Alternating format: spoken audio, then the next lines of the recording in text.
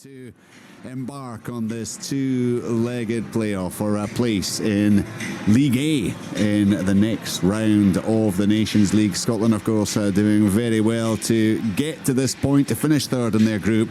Now they face Greece back-to-back, home and away. Home game on Sunday, 5 o'clock kickoff. Coming up now, live here on Sportsend on BBC Radio Scotland. It is the first leg. It is Scotland against Greece, and it's full live commentary with Pat Nevin and Al Lamont. Thanks very much, Richard. Welcome to the Stadio Georgios Kariskakis in Piraeus, Athens, as Scotland look to record a positive first leg result in this Nations League A playoff against the host Greece. It's a fiery old atmosphere in this compact little stadium as the sides emerge from the tunnel here at the home of Olympiacos. Around 16 or 1,700 Scots officially with tickets, but a good few more have found a way to add their voice to the away support, and they'll be making themselves heard in just a few moments as the teams line up on either side of the centre circle, and very shortly the strains of Flower of Scotland will ring around the stadium. The national anthems almost upon us.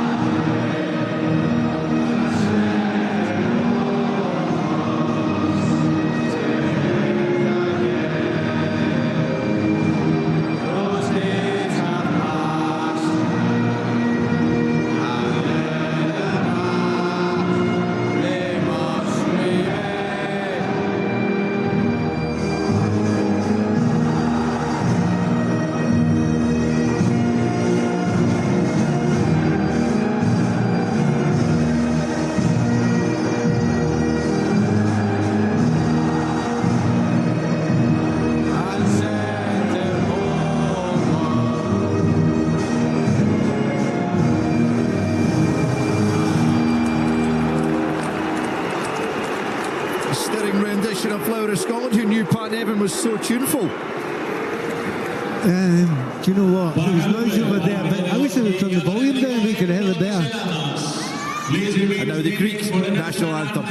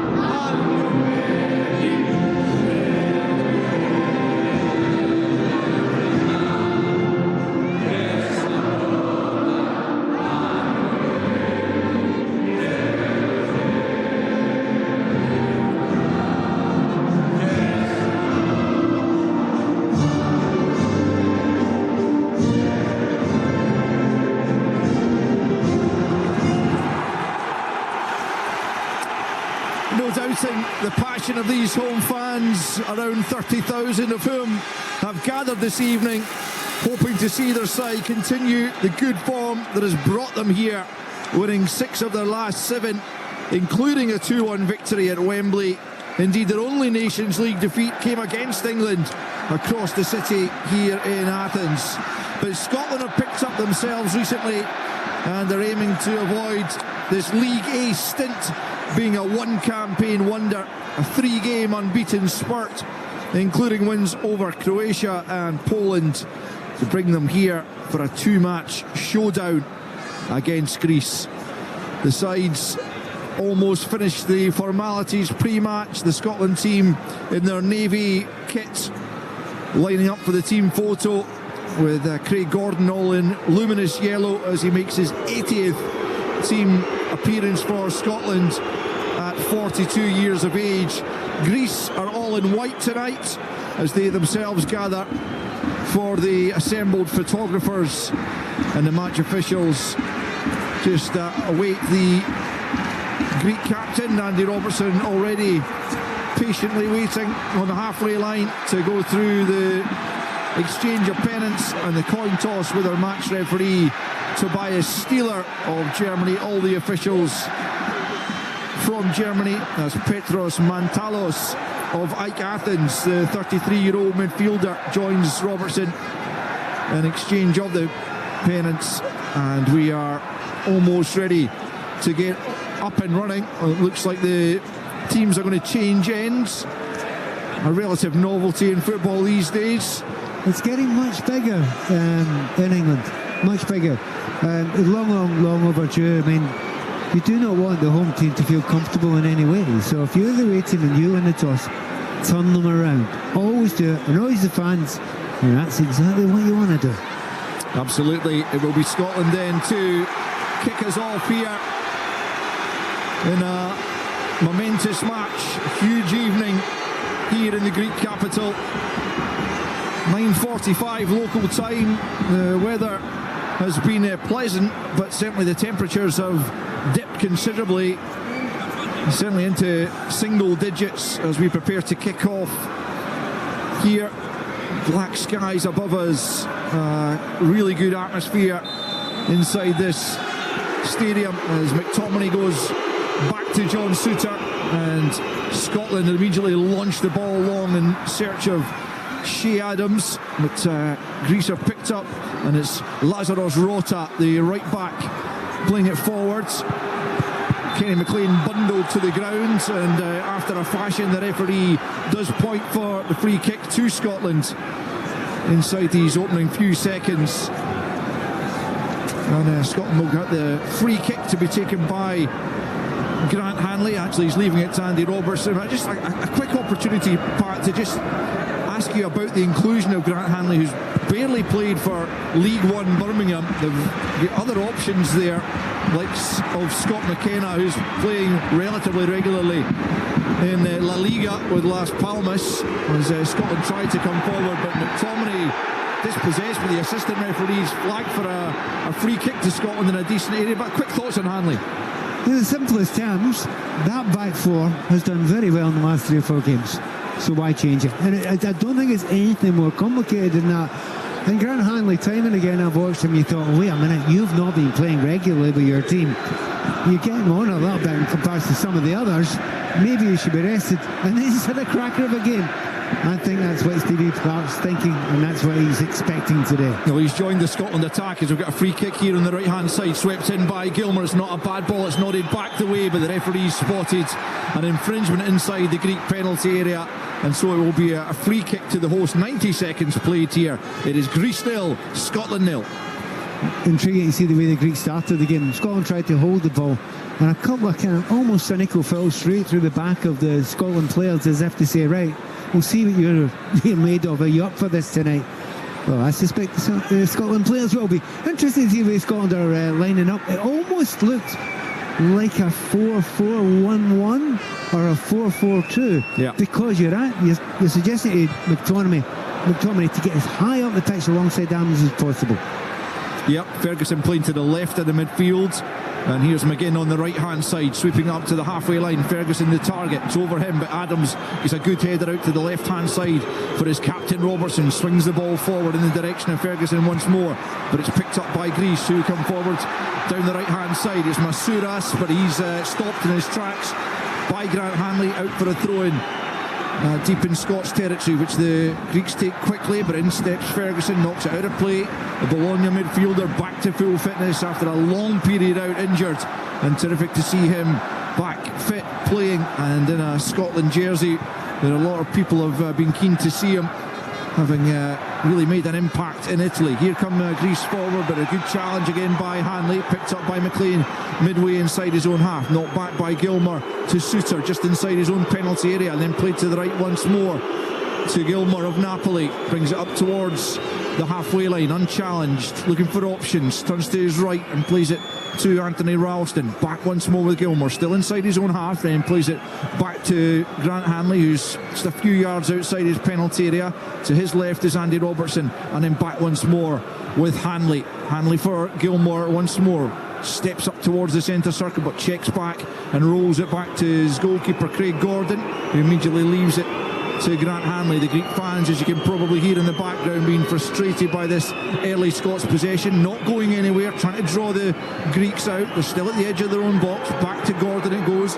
He goes long. Ferguson will go and try and win that flick on, but it's well won in the air by Mavropanos of West Ham. Picked up by McTominay on the halfway line. It's Ferguson back the way once more to Andy Robertson. Robertson into Kenny McLean of Norwich, and now McTominay gets it back to McLean. He's caught in possession though, and here comes Masouras down the right hand side for the Greeks, trying to make the first impact in the Scots penalty area. Picked up by Rota outside the penalty area, but Scotland have won it back again. Ferguson gets it to Robertson. His clearance was quite comfortably picked up by Siopis in the midfield, and Greece themselves will try and build an attack as Mavropanos plays it to his central defensive partner Kouliarakis, and then gets it back once more inside the centre circle, out to the right hand side to Rota, and now Masouras of Bochum, the right winger, back to Rota once more. 27-year-old full-back making his 22nd appearance for his country. Down the right once more to Masouras, and now it's Greece's turn to enjoy possession in the defensive area. Mavropanos once more sends it forward. That's a decent looking ball, and Andy Robertson has to scurry back and play it back to Craig Gordon, because Konstantelias, who's playing as the number 10 effectively in that Greece side, he was almost in behind. There's an offside flag up against Greece now, which will give Scotland a free kick.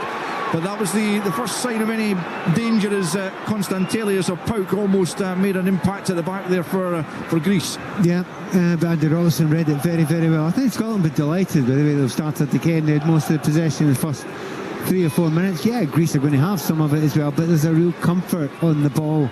And it's particularly when Billy Gilmour gets it, and I think he's a big, big player for Scotland tonight. If they're going to try and calm this Greek team down, they're trying to close Scotland down as much as possible, try and get Gilmour on the ball. Adams has done really well down the left-hand side, plays it back in field to McLean. Now it's Gilmour for his Napoli teammate McTominay. McGinn out on the right-hand side, back to Gilmour, midway inside the Greek half. A poor pass that time from Gilmour, out to the left, all the way out of play over Adams, and it'll be a Greek throw-in about 15 yards from their corner flag as Scotland try and hem the Greeks in. 6 minutes played here. You listen to Sports Sound live on BBC Radio Scotland and indeed BBC Radio 5 live this evening. Greece 0, Scotland 0. I heard the surprise in your voice when Billy Gilmour played that pass. Exactly. You do not see that very often, because he's usually so reliable holding on to the ball. I think he was shocked as well. We tried the old look down saying it was a bobble, but in the modern pitches you don't get many of them. It's a good looking surface out there, you'd have to say, at the home here of Olympiacos, where Rangers visited recently on Europa League duty, emerged with a creditable draw. I think Scotland would probably take that 1-1 scoreline if you offered them right now, Pat. Yeah, but I know with Stevie Clark, we had them chat before the game, and he was saying really positively they're going to have a go at it. And just by the way Scotland have started, they're certainly not going to hang back here. And I think Stevie Clark he would take a draw, but he wants more.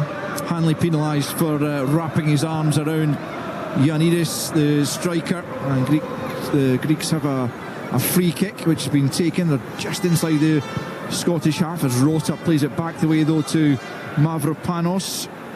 Pretty regular with West Ham, having joined from Stuttgart a couple of summers ago. Here he is once more, right in the halfway line, plays it to his left. It's Kouliarakis of Wolfsburg. Mavropanos once more, out to his right hand side for Rota. Rota gets it back once more from Masouras, and then back again to Mavropanos, who's midway inside his own half.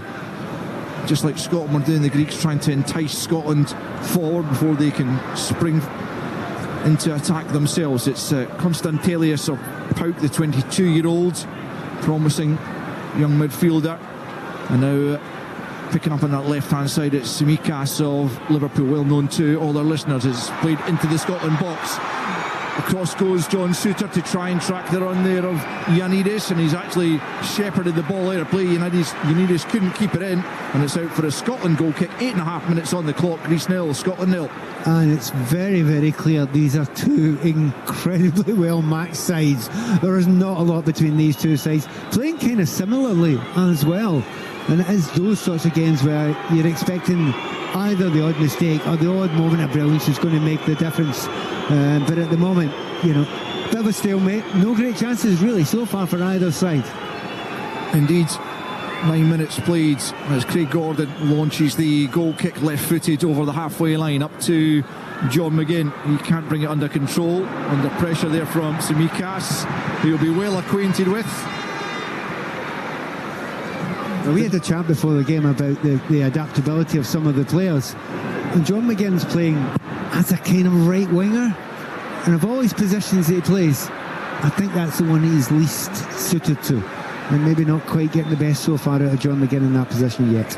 Yeah, I mean, he's played a fair bit there from Aston Villa, and Scotland have used him out there, but I do agree he's much more effective in a central position. Yeah, it's just you need to completely and utterly depend on the amount of service you get when you're out there. And okay, he's not lightning quick and running past players, but the John McGinn, like the rest of the players on this Scottish side, they just muck in.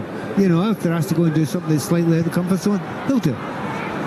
It's Andy Robertson hoisting the ball forward up to the edge of the Greek penalty area. Adams beaten to it by Mavropanos. McLean tries to cushion it down to Ferguson, who's beaten in the 50-50 by Constantelius, and then Ferguson makes a challenge on him, and Constantelius has stayed down, but there's no free kick, rightly so. Took plenty of the ball as McTominay picks up right hand side. Ralston makes the run ahead of him on the angle of the box, right hand side. Still Constantelius is grounded as McGinn plays a poor ball into the box, and the goalkeeper collects before any Scotland attackers can get there. Constantelius slowly picking himself up, but the referee wasn't interested in the claims for a foul there by Lewis Ferguson, and the goalkeeper just wondering, is he supposed to kick the ball out of play, or is Constantelius going to be okay to continue? And the answer is the latter, as Solakis of Olympiacos, the goalkeeper, on just his second cap.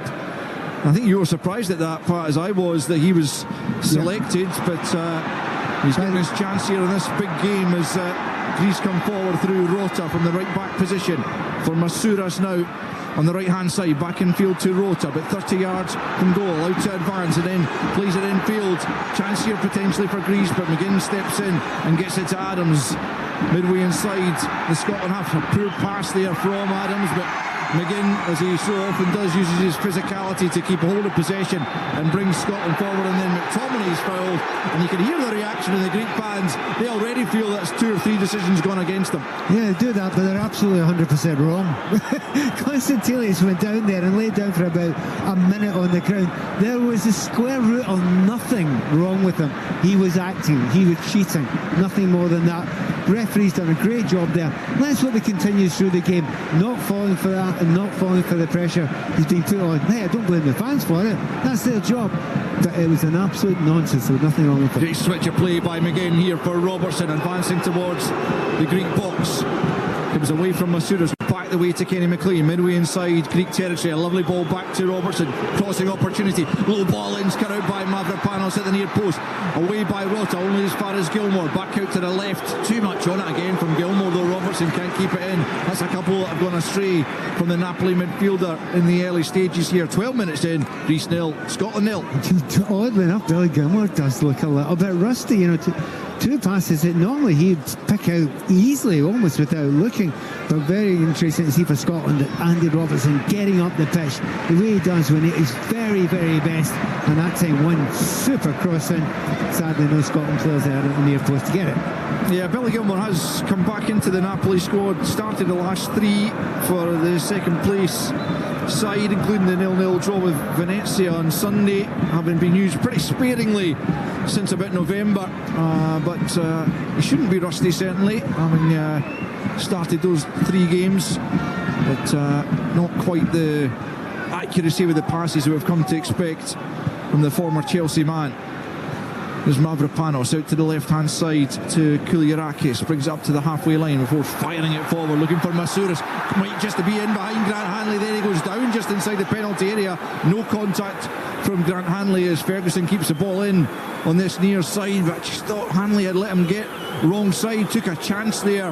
Again, the referee deciding in Scotland's favour that there was nothing in the challenge, causing Masouras to go down inside the box. The ball's still in play and it's in the air as Gilmore and McTominay pick up in the middle of the park. Now it's back with Suter. Hanley now midway inside his own half. Robertson back to Hanley and then back to Craig Gordon, the goalkeeper, up to the halfway line. He sends it. Rota gets the header in ahead of Lewis Ferguson. Now it's back with Robertson midway inside his own half. Forward for Ferguson. No foul on that occasion, says the referee.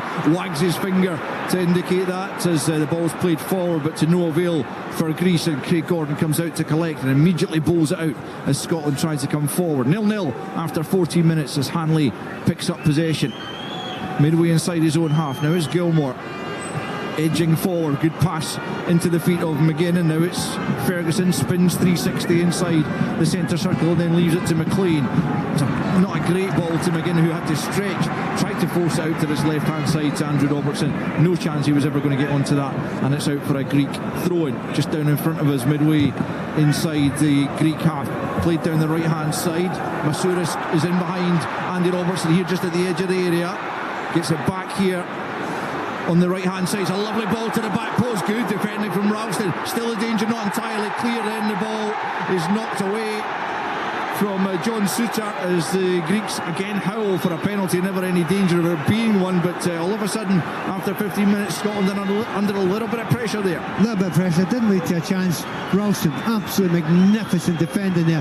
He was completely blind to what was happening behind him, but he knew he had to get his body in there just in case. He did that, made sure there wasn't an opportunity for Solis, who was running in there at pace. Very noticeable though, the Greeks, they really believe in the striker Ioannidis going long really early on. He's 6'2", but they believe in his pace as well. Either that or they don't believe in the pace of the Scottish centre backs. Yep, that's one to keep an eye on certainly. Quarter of an hour played here in Athens. Greece 0, Scotland 0 in this Nations League A playoff. Greece trying to get into League A, having finished second in England's group. Scotland finished third in League A, above Poland, who they beat in the final game, and an opportunity to ensure they spend another campaign in the top tier, which is very much what they're keen to do.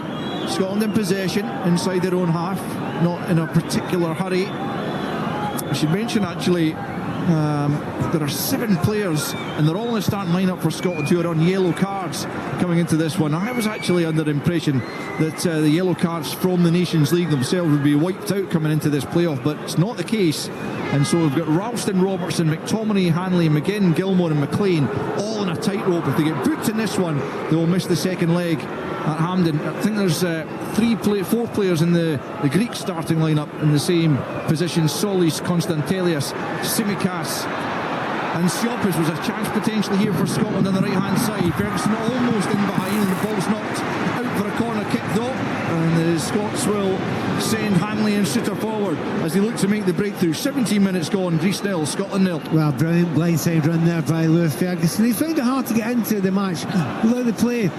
Has kind of passed it by, not through his own fault at all. But his blindside run there between the right centre back and the right full back wasn't spotted at all. Keeper came out, looked a little bit nervous. It was a half a chance, but he's ended up with a corner. And Scotland have been very dangerous over the last couple of years from corner kicks. Yeah, let's see what they can make from this one. Right hand side for Andy Robertson, the Scotland captain. Left-footed Liverpool fullback goes out and swings it into the 6-yard box, but it's a comfortable take, that one, for Salakis. No Scotland player near him as he rose inside his 6-yard box, and immediately Greece tried to come forward on the counter. It's Solis popping up on the right hand side, plays it into the middle of the park for Siopis, and now forward comes Rota into the Scotland half. It's Tsimikas finding himself on the right wing just for a moment, plays it infield to his captain Mantalos. And Greece pick up on the left-hand side now as Mantalos takes possession once more. Greece don't seem to be in a particular hurry to get forward either. Both sides really just eyeing each other up, just trying to find where the weak points might be. But very, very evenly matched so far. I think they're cancelling each other out to a large degree, and that's understandable. For the way they are, it's the one ball through that Solis hasn't got enough taste to get on the end of. But I think that was the expectation before this game, and even the people I was talking to, the Greeks I was talking to beforehand, they felt the same way about it.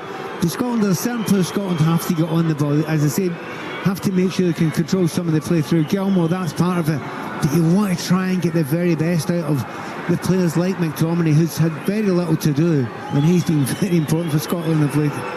Hanley under a bit of pressure, tries to find a teammate, doesn't succeed in doing so, but Ferguson digs him out of a hole, and Scotland pick up once more, and now it's Gilmore up towards the halfway line, out to Celtic's Ralston on the right hand side.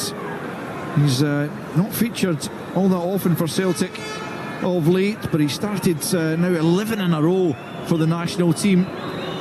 As Kenny McLean now has it, but 10 yards inside his own half, up to Gilmore, who tries to clip it forward for Adams, can't find him. And Greece pick up once more through Rota, who sends it over to Tsimikas, who's immediately under pressure now from McGinn over on that far side, the Greek left. They get it forward, but they've coughed up possession to McLean, and now it's McTominay midway inside the Greek half, picking up possession. 20 minutes in almost, with no goals as yet in Athens, as McTominay's caught late there by Mantalos. Scotland still in possession, and so the referee allows play to continue. McTominay back on his feet and back in possession. Leaves it back the way to Hanley. Not a classic encounter thus far, as both sides struggle to create chances. McTominay's lost out. Adams trying to work hard, and he's managed to win possession back and gets it to Robertson midway inside Greece territory. Now it's McTominay, middle of the park.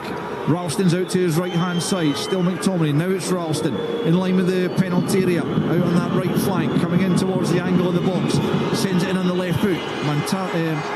Mavropanos, I beg your pardon, heads it away, out for a throw into Scotland over on the far side. You wouldn't say by the way that Scotland are playing here and against the Greeks, they look like the away side. They're certainly not sitting back. They're probably a little bit more of the play than the Greeks. There's not much in it, it has to be said. There's a real confidence about this Scotland group just now. They've just won the second corner kick there, and when they lose the ball, they're very quickly closing the Greeks down. And as you explained before, they cough up possession quite easily. So at the moment, I'm looking down at those benches, and I think Stevie Clarke will be the happier manager. 21 minutes in, as Andy Robertson trots out, as Pat says, to take another corner, and let's hope this one's a better delivery, more incisive one. They've lost Austin McPhee, of course, the set-piece coach, as Robertson lines this one up, again swings in, again the keeper comes out, very similar, and another good take from Solakis, and that will help his confidence actually. As I say, it's just his second appearance, his first competitive one for his country. By all accounts, he's been in good form for Olympiacos, as the ball's played up to Ioannidis on the edge of the Scotland penalty. He gets out to the left hand side. Greece looking to create something themselves. It's Ioannidis from the angle of the box, good block in there from Ralston as McGinn picks up, as it ricochets out of the Scotland box, and now it's McTominay up to the halfway line to Gilmore. Gilmore just slightly left of centre. Adams out to his left. Here he is, the Torino forward. Comes in off the left hand side. You hear the boos from the home fans. Don't like to see the Scots in possession as they look to build here through Ferguson and Gilmore. Ferguson out to the left hand side for Robertson, who's trying to lose that disappointment from the weekend at losing the League Cup final. Pokes it back to Gilmore. Gilmore into the box. McTominay brings it down 15 yards from goal, tries to side foot it towards goal, blocked by Mavropanos, and Greece emerge in possession. Get it up to Ioannidis on the halfway line. Hanley just holds him up, and it's back now with Rota. We're at the midway point in the first half. No clear-cut chances for either side, and as a result, no goals as yet here in Athens. It's picked up in the middle of the park by the Greek side.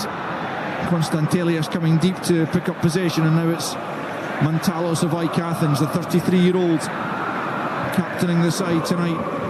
Rota out to Yorgos Basouras.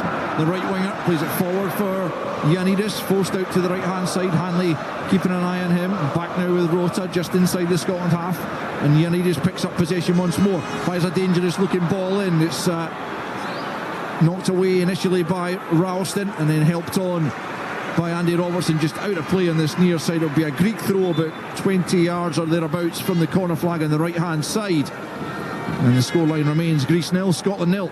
One of the problems that Scotland have got just now, although having more of the ball, look very comfortable on it, they're closing down very well, they, probably slightly their team. The Greeks have players that want to break lines, and that's the difference. Mazouris wants to get beyond the back line, Solis wants to do it, and Ioannidis wants to do it. Scotland really haven't got that many players that are going long behind. I think Ferguson's tried to do it once. They need a little bit more of that, not being able to get the likes of McTominay into those positions yet. And that I would suggest is maybe the only area where Stevie Clark will be disappointed just now. Another scoreline the Scots might be keeping an eye on this evening is that one between Denmark and Portugal, the quarter-final of the Nations League, and that's because the loser of that tie goes into Scotland's World Cup group. It's currently 0-0. The first leg is in Copenhagen, so 0-0 in that one, the same time more or less, 24 minutes into the match. And just also to point out, I just was showing a stat says Scotland have enjoyed more possession in these opening stages than the home side, but neither team really been able to penetrate the opposition defence as yet, as Mavropanos picks up possession and fires a long diagonal looking for Tsimikas. It's a difficult ball to bring under control, and there's too much on it, and it's out of play over on the far side. Scotland have taken the throw in quickly. It's Ralston back to Suter, who's impressive against Celtic at the weekend, and generally speaking has been very good for Rangers as a mainstay at the back when he's been fit. Christian Eriksen incidentally missed a penalty for Denmark in that game I just mentioned between Denmark and Portugal, the first leg of the quarter-final, as Craig Gordon knocks it up into the midfield for McTominay out to Robertson, still midway inside his own half. Back the way goes to Hanley, and Craig Gordon once more at the edge of his 6-yard box, under pressure, gets it back out to the left-hand side. Hanley dips his shoulder and plays it very calmly infield to Kenny McLean. It's great football from Scotland. It's a little bit nervy watching it, Pat Evan, but you have to say they played their way out from the back brilliantly. However, they have lost possession here, and it's Constantelius trying to come forward. Again, he goes down very easily. The referee's having none of it. Scotland have possession back. McTominay just touches it to Gilmore, crossing the halfway line. Adams trying to hold his run on the right hand side. I think he managed to do so. Here he is looking for McTominay, and Mavropanos was in the middle to knock it behind for another Scotland corner. I'm really interested to see if the referee pulls his yellow card out there. It was absolutely disgraceful. Constantelius again, second time in a row, throwing himself on the ground. Nothing wrong with him. Referee's gone over and had a word there, digging him up about it, and absolutely rightly so. Total dive to the ground there. Unacceptable play. Another corner to Scotland then, the same side. Andy Robertson's delivered a couple and they've gone straight into the keeper's arms so far. Let's see if he can do better on this occasion, whether we can get a Scotland head to one of these deliveries. You're listening to Sports Sound on BBC Radio Scotland and BBC Radio 5 Live with Al Lamont and Pat Nevin out in Athens, where it's Greece 0, Scotland 0. They can't do that again. Cannot give the goalkeeper again, because the defenders have to sprint to get back. You'd rather do a short corner than give the keeper an easy one. Here he comes again. Robertson's just a bit further out this time. Might come to McTominay, can't quite get the shot cleanly. There he does. Oh, it's wide a goal. McTominay grounded, managed to get the shot in second time around, but it's squeezed wide, and it remains Greece 0, Scotland 0. I just wonder if the referee had blown his whistle beforehand. Ball was on the ground. I'm not sure what any Scotland player had done wrong there at all, but when people end up on the ground, sometimes the referees blow. But I certainly can't. We've got a monitor here, and we've seen a couple of little replays. I cannot see a thing that Scott McTominay's done wrong there. There's a bit of pulling there actually, as McTominay does go to ground. As a fifth angle, you're right. Yeah, by McTominay. There's also some suggestions there might have been a handball in there, but anyway, that's the closest we've come to any real action inside either penalty area, and Scotland threatening for the first time really. 27 and a half minutes gone, and it's Greece 0, Scotland 0. McTominay sending one just wide. So often a threat for the national team in recent years, as Gilmore has it and gets it to John McGinn. Right hand side is Ralston, and now it is McTominay on the right touchline up against Tsimikas. He plays it forward for McGinn to chase. Across comes Kouliarakis, but McGinn gets there ahead of him, almost at the corner flag on the right hand side, and it's just played off the Greek defender. Still just 21, the Wolfsburg player, making his 12th appearance. Scotland get the throw in. It's Gilmore from the right hand side, looking for Ferguson, comes back to Gilmore. McGinn helps it to Ralston, low ball in, might just fall behind Lewis Ferguson. Greece can't get it clear though. Gilmore gets it to McGinn, right hand side, and now it's Ralston once more for John McGinn of Aston Villa. Swings it in towards the back post. Robertson's there, knocks it back across the 6-yard box, or tries to. There was a Greek player, Rota, in the way. Comes back to Robertson though, swings it in, out comes the keeper to the edge of the 6-yard box. Salakis claims comfortably and bowls it out over arm to Konstantelias, crossing the halfway line. Here come Greece on the counter. Can they catch the Scots cold? Into the box comes Ganidis, and can't get a clean shot away. Greece still looking to shepherd the ball out of play for a corner kick. That's what they think it should be. The officials think otherwise. The assistant referee in this near side points for the goal kick, and it remains Greece 0, Scotland 0. You're talking about the fact that there have not been many clear-cut chances. It's not a bad game though. I mean, there is end-to-end now and again. And the Greeks are playing on the break. They are very good at that. Those three players I mentioned before have got pace and enjoy playing on the break. Scotland have got more of the play. They just need that little final ball there.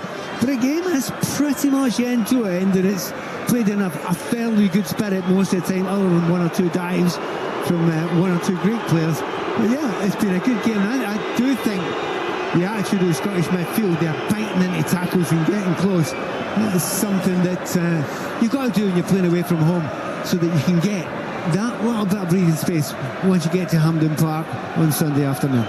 The thoughts there of former Scotland international Pat Nevin alongside me in the commentary box. Half an hour in, Greece 0, Scotland 0. Off the ball to follow this programme on BBC Radio Scotland. Join Stuart Cosgrove and Tam Cowan alongside Ray Bradshaw, and you can get in touch with them and give them your thoughts on this evening's encounter and Scotland's chances in the second leg at Hampden on Sunday. Live coverage of that also on Sportsound, as Scott McTominay picks up on the edge of the box, tries to get past the Greek defender. He's gone there. There's a penalty to Scotland.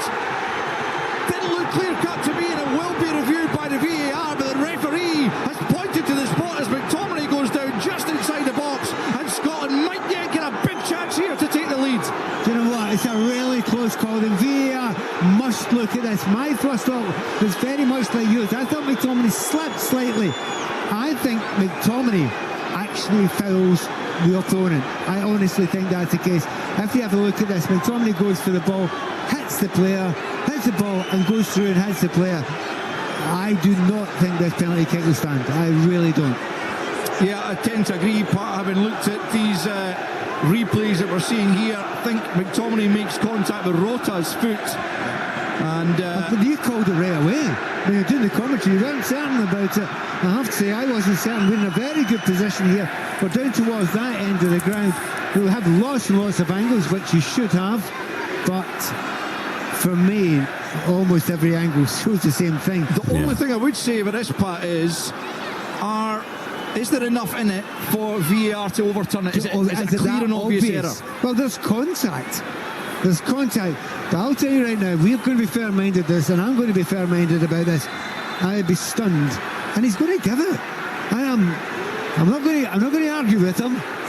No. But I have to say, Scotland are very, very fortunate to get a penalty kick here. Well, there's no sign, certainly, that the referee is being called across to have another look at it.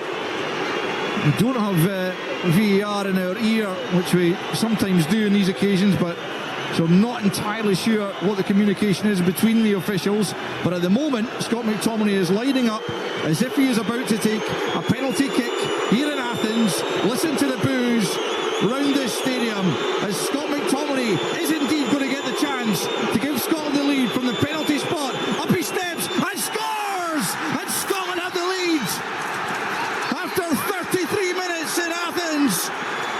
Scotland get a bit of fortune with the award of the penalty, and And Scott McTominay, as he so often does, stays calm and slots it past the goalkeeper to make it Greece 0, Scotland 1. Well, it's a brilliant penalty kick. I mean, any penalty kick that's in the net is a brilliant penalty kick. But he sends the goalkeeper the wrong way. He looks utterly calm in the build-up to very noticeable there. He was getting some lasers in his eye. Had no effect whatsoever on Scott McTominay when he put it in the other way. And remember, of course, it was McTominay who won the penalty kick himself. But I will not tell you any lies here, and I'm not just saying it because we're in Greece. I think we're very fortunate as Scots to be getting a penalty kick there. But you take them, some you get, some you don't. 1-0 up, Scotland almost in dreamland. A 12th international goal for Scott McTominay. I think I'll quickly head back to the Glasgow studio where the guys have been watching the replays of the penalty award. What are your thoughts there, chaps? And Leanne, indeed. Yeah, I mean, we both think along the same lines as Pat. We felt that Scott McTominay was going down early, and if anything, you know, he maybe caught the rota as he went down. So we didn't think in the studio that it was a penalty either, but good fortune, take it and move on. Just shows you how fair-minded we Scots are. And the Irish, Tom. The Scotland come forward once more. It's Lewis Ferguson on the run, and it's stopped there by the goalkeeper coming right to the edge of his penalty area and clutching that. Lewis Ferguson getting a talking to from the referee. Do you know what? There's a moment here. When he came down Scotland there, Lewis Ferguson, there is nothing to be gained. He's actually right what he's saying to the referee. The foul was given for a touch inside the box and the keeper tries to steal 2 or 3 yards. Don't anger the referee. Don't give him an excuse just now. He's already thinking, I might have had a blooper there myself. And time to calm it. Don't give him any excuses. Hold on to what you've got there. And if at all possible, try and calm down the game a little bit for a wee while.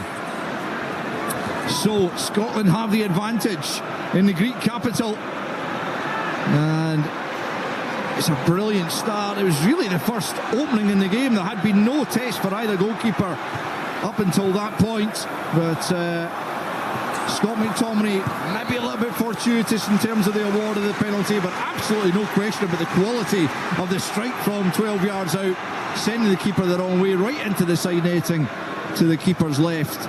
And Greece coming forward now, looking to try and get back in level terms. 10 minutes to the break. They have it on the left flank, trying to find a way through this well-organised Scots back line. It's played to Rota. Rota out to Masouras, right-hand side. Gets it back once more, the Bochum winger. And it goes to Masouras once more, and then Konstantelius is drifted out to the right-hand side. Picked up now by Siopis. Scotland get every man behind the ball right now. It's a good ball for Solis. He's challenged just on the edge of the box. He's waved to his feet by the German referee. I think it was fractionally outside, but it was an interesting challenge, almost identical, you could say, to the one that was given by Rota on McTominay that led to the penalty award. Here's Konstantelius once more, about 25 yards from goal, trying to find a way to get the shot in. He's curled one, but it's well wide of Craig Gordon's goal. The keeper knew it was going by, and it remains Greece 0, Scotland 1, as we see a replay of that, Pat. It looked like a foul to me.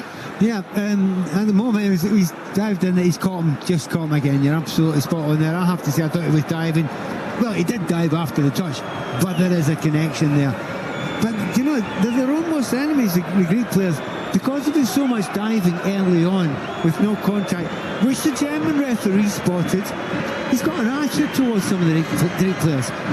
And it's your own fault. Don't dive about. I honestly wish if a referee just pulls out a card for a dive at some point, it'll stop. And by the way, I'd say that about 99% of games.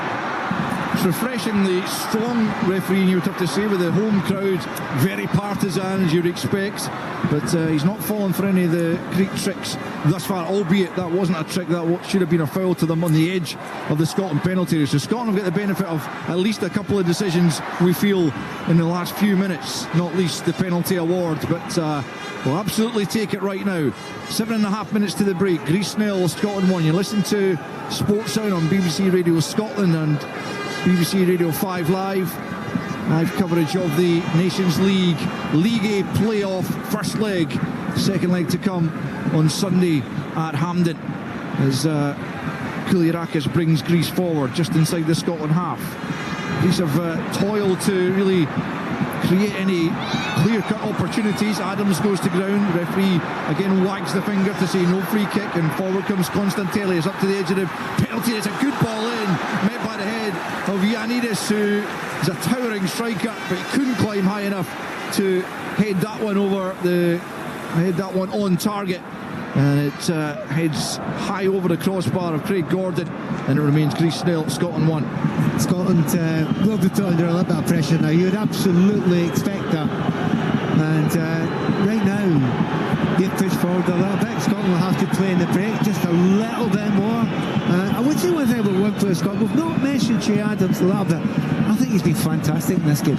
His hold-up play's been superb. He's had a lot of pressure, but his link and his hold-up has been really special and got Scotland up the park. And as I say that, it's exactly the same thing again. Yeah, finds him again, and Gilmore goes down, but Scotland still in possession, back in their own half. Just over 6 minutes to the break. Scotland leading by a Scott McTominay penalty to 0. It's his first goal in 5 internationals. We've become accustomed almost to him scoring more regularly than that. Suter makes a brilliant break out of defence, then goes back the way though to Ralston. He did get a couple in the Nations League, McTominay, after a brilliant European qualifying campaign, 7 goals in 8 Euro qualifiers, and he has continued that scoring streak this evening in Athens. The only goal of the game so far. He's not bad in Serie A either. It's a really good run for Napoli for a player, you know, he wasn't noted beforehand as being a goal scorer, but moving a little bit further forward, and he's dangerous.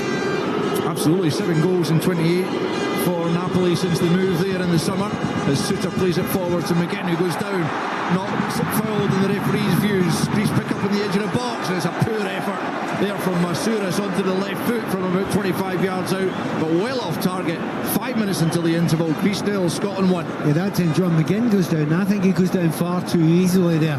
Shouldn't be doing that now. No need to do that, but that's part of John McGinn's game, isn't it? He wants to hold up players, but if you're not strong enough and you don't time it right, you can end up being broken, and that's what happened there. Here's McGinn hitting the deck again. This time he does get the free kick for the attentions of Tsimikas, who played all in the Nations League apart from the win at Wembley. A remarkable win that was, 2-1. They beat England, and a terrific occasion that was for the Greeks. But the man who scored both goals on that one, the Benfica, prolific striker for Benfica, but left on the bench tonight, Pavlidis, and he certainly hasn't, generally speaking, been as impressive for his country as he has for Benfica. Nonetheless, a player of that goal scoring record from this season has been left out. There's another challenge, goes in on the edge of the box from Scotland, then a shot comes in. The referee again allowing play to continue as Mantalos claimed for the penalty, again right on the edge. Let's have another look at this one, Pat. Well, that looked tight there. If there was a touch, I think there's a touch there. Again, it was outside, just the outside, ball, isn't it? So they're not going to go back and look at that. But you know, in that case, you do. But having said that, I'm going to change my mind on that just now. Yes, there was contact, but it was initiated by Mantalos. He stuck his leg out there to take the hit. Here comes Scotland. McGinn, 30 yards from goal, slips it to Gilmore. Big chance for Gilmore. Good challenge though to send it behind. And indeed, it's going to be a Corner kick he's looking for, should wasn't be it? a corner kick, I would imagine. The referee has held his hand up as if to say, I think just hold on, because there was a check going on, I imagine. Yeah, he's hearing something in his ear. It didn't look to be a foul, but it did look to be a big chance for Scotland there. Oh no, he just skews his shot wide, doesn't he? It's such a poor shot by Billy Gilmer there. He must have thought something was wrong. There was a little nudge, but it was long after the ball was away, and I think that would be even harsher than the first penalty if Scotland got that one. So I don't think they'll get this. Well, as Richard was saying pre-match, he's not a prolific goal scorer, Billy Gilmer. He has got a couple for his country. I don't think he's ever scored a club goal. But you could see why there, let's be honest absolutely. about it. That was awful. He got himself into a great position. That was a great opportunity. Scotland have pinched possession. She Adams, oh, he should have scored. The keeper gets back just in time, but Shea Adams should have given him absolutely no chance after Greece gave the ball away in a terrible position into Adams inside the penalty area, and he's snapshot straight at the keeper when really he should have been making it 2-0 Scotland. He could have taken a touch. He definitely could have taken a touch. He's turned on it. I suppose he doesn't know what's behind him. There's nothing behind him, absolutely nothing. He takes another touch. He goes within 7 or 8 yards of the goal, and it's a tap in for him. Yeah, the keeper's there, but that's two brilliant chances for Scotland in the last minute or two. Oh, absolutely. That could have been so much better for Scotland, but it is 1-0 to the Scots here in Athens as half-time approaches. Greece in possession, but two massive opportunities for Scotland in front of goal in the last couple of minutes. But Gilmour and then Adams passing them up when really both should have done better. And Scotland could realistically have been heading in at least 2 goals up. As it is, they will very much take the 1-goal advantage if indeed that's how it turns out, as Koulirakis picks up on the halfway line and is all the way back to the goalkeeper on the edge of the penalty area, out to Mavropanos. Now out to the right hand side to Rota. Gets it back once more from Masouras, and Rota then finds Konstantelius over on the right hand side, back with Rota on the halfway line. Greece failing to test Craig Gordon in these opening 45 minutes, which are almost up. Keep an eye on the injury time that's going to be added on as Tony Ralston goes back towards his own goal. He's under pressure there, and he's ended up just putting it straight into the feet of a Greek player in the middle of the park, but it's a poor pass forward, and Craig Gordon easily able to gather that and then feeds Andy Robertson. Forward looking for Adams. It's 1-0 by Mavropanos, but it falls kindly for McGinn. McGinn advancing towards the edge of the box. Picked a brilliant pass for Gilmour last time he was in such a position. Here's Adams now, right hand side. Goes for goal, not too far away. Good clean strike from Shea Adams, but a yard or two wide of the far post, and it remains Greece nil, Scotland 1. Yeah, but that's another great chance here for Scotland. The Greeks are having to take a chance now because they're a goal down. They've got the whole leg here. They need to get back into the game, but the gaps they're leaving are huge.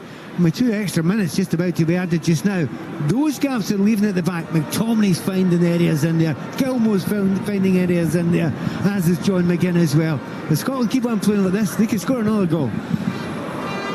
As it is, Scotland lead by 1 with 30 seconds of the 2 minutes to be added on already passed. The Greek home fans try to rouse their side. They've not been able to get a shot in anger off on Craig Gordon's goal as Ralston tries to clear the danger. Konstantelius can't bring the ball under control. McTominay is there to take it off him. Robertson now to Ferguson, tries to force it forward under pressure from Rota. Greece have won it back. It's Rota advancing up to the edge of the penalty area. He's caught there by Ferguson, and that will be a free kick just about 22 yards from goal. It's a yellow card for Lewis Ferguson, one of the few Scots players not on a yellow going into this match, and so it will be just a free kick to Greece, but it's in a promising position at the very end of this first period. You know what? I don't even think it's a foul, never mind a yellow card. He just left his leg in there deliberately. It's one of those ones where he's looking for the free kick. He's left his leg in there deliberately. And you need to be clever in those sort of situations. Don't dive in. Don't give the referee a question to answer there. But it's a free kick. It's in a dangerous area. And this is, to be fair, what the Greek team have been looking for all the way through this game.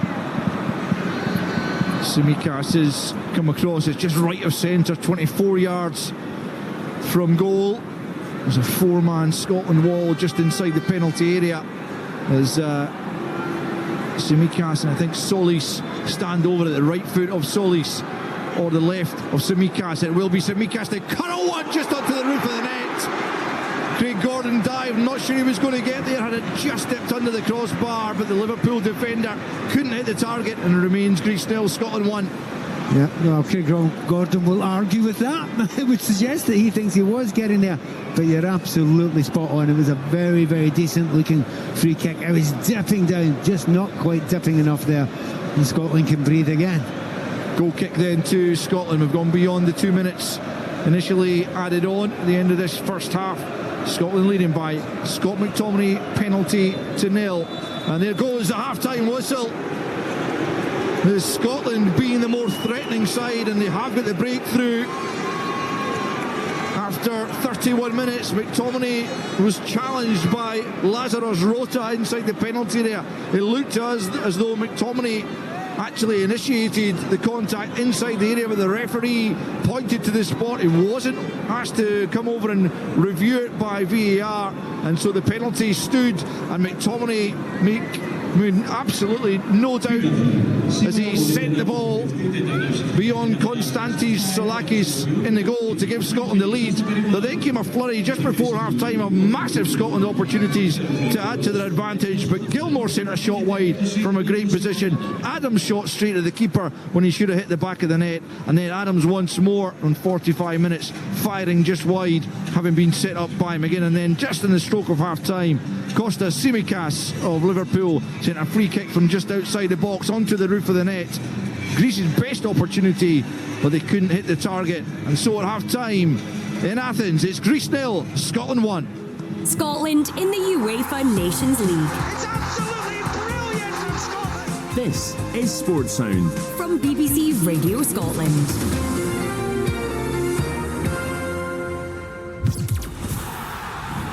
When titans clash, when there's no love lost between the teams, when it's the match you've all been waiting for. I can't look. Wait. How did he do that?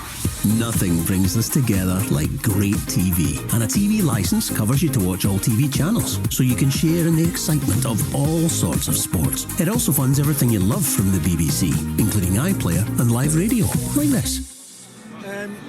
I'll find out. I don't know. I didn't realise that was the end of the trail. This is indeed Sports Sound. We are live here on BBC Radio Scotland, and a very acceptable scoreline at half-time of Greece 0, Scotland 1. Elsewhere in the playoffs, half-time in most of these matches, Ukraine 0, Belgium 1. Romelu Lukaku with his 86th international goal. It's Austria 1, Serbia 0. Gregoric with a goal in the 37th minute in that one. Kosovo and Iceland are one apiece. It's Bulgaria 1, Republic of Ireland 2. Bulgaria were ahead early in that one, but Finn Azaz with the equaliser. Matt Doherty put the Irish in front 3 minutes before half-time. Slovenia and Slovakia are 0-0, and it's Turkey 3, Hungary 1 full-time. And also full-time, Armenia 0, Georgia 3. In the quarter-finals, it's Netherlands 1, Spain 1. Nico Williams with the early goal for Spain, cancelled out by Cody Gakpo. Wow, Croatia 2-0 up now against France. Kramaric had a goal ruled out early on, but Budimir and then Perisic with the goals there. So the Croatians 2-0 up against France in their quarter-final. It's Denmark 0, Portugal 0. Christian Eriksen having a penalty saved by Diego Costa in that one, but goalless. And remember, the losers of that eventual tie will go into Scotland's World Cup qualifying group, and it's Italy 1, Germany 0. Sandro Tonali with the only goal so far in that one. Well, Scotland's ahead at half-time by 1 goal. They could have been 3-0 ahead, I suppose, Willie Miller. After what was a very solid, fairly quiet, fairly run-of-the-mill opening 25 minutes or so, it all kind of came to life, didn't it? Yeah, in a positive way for Scotland. Yeah. But big question marks, Richard, on the penalties or not.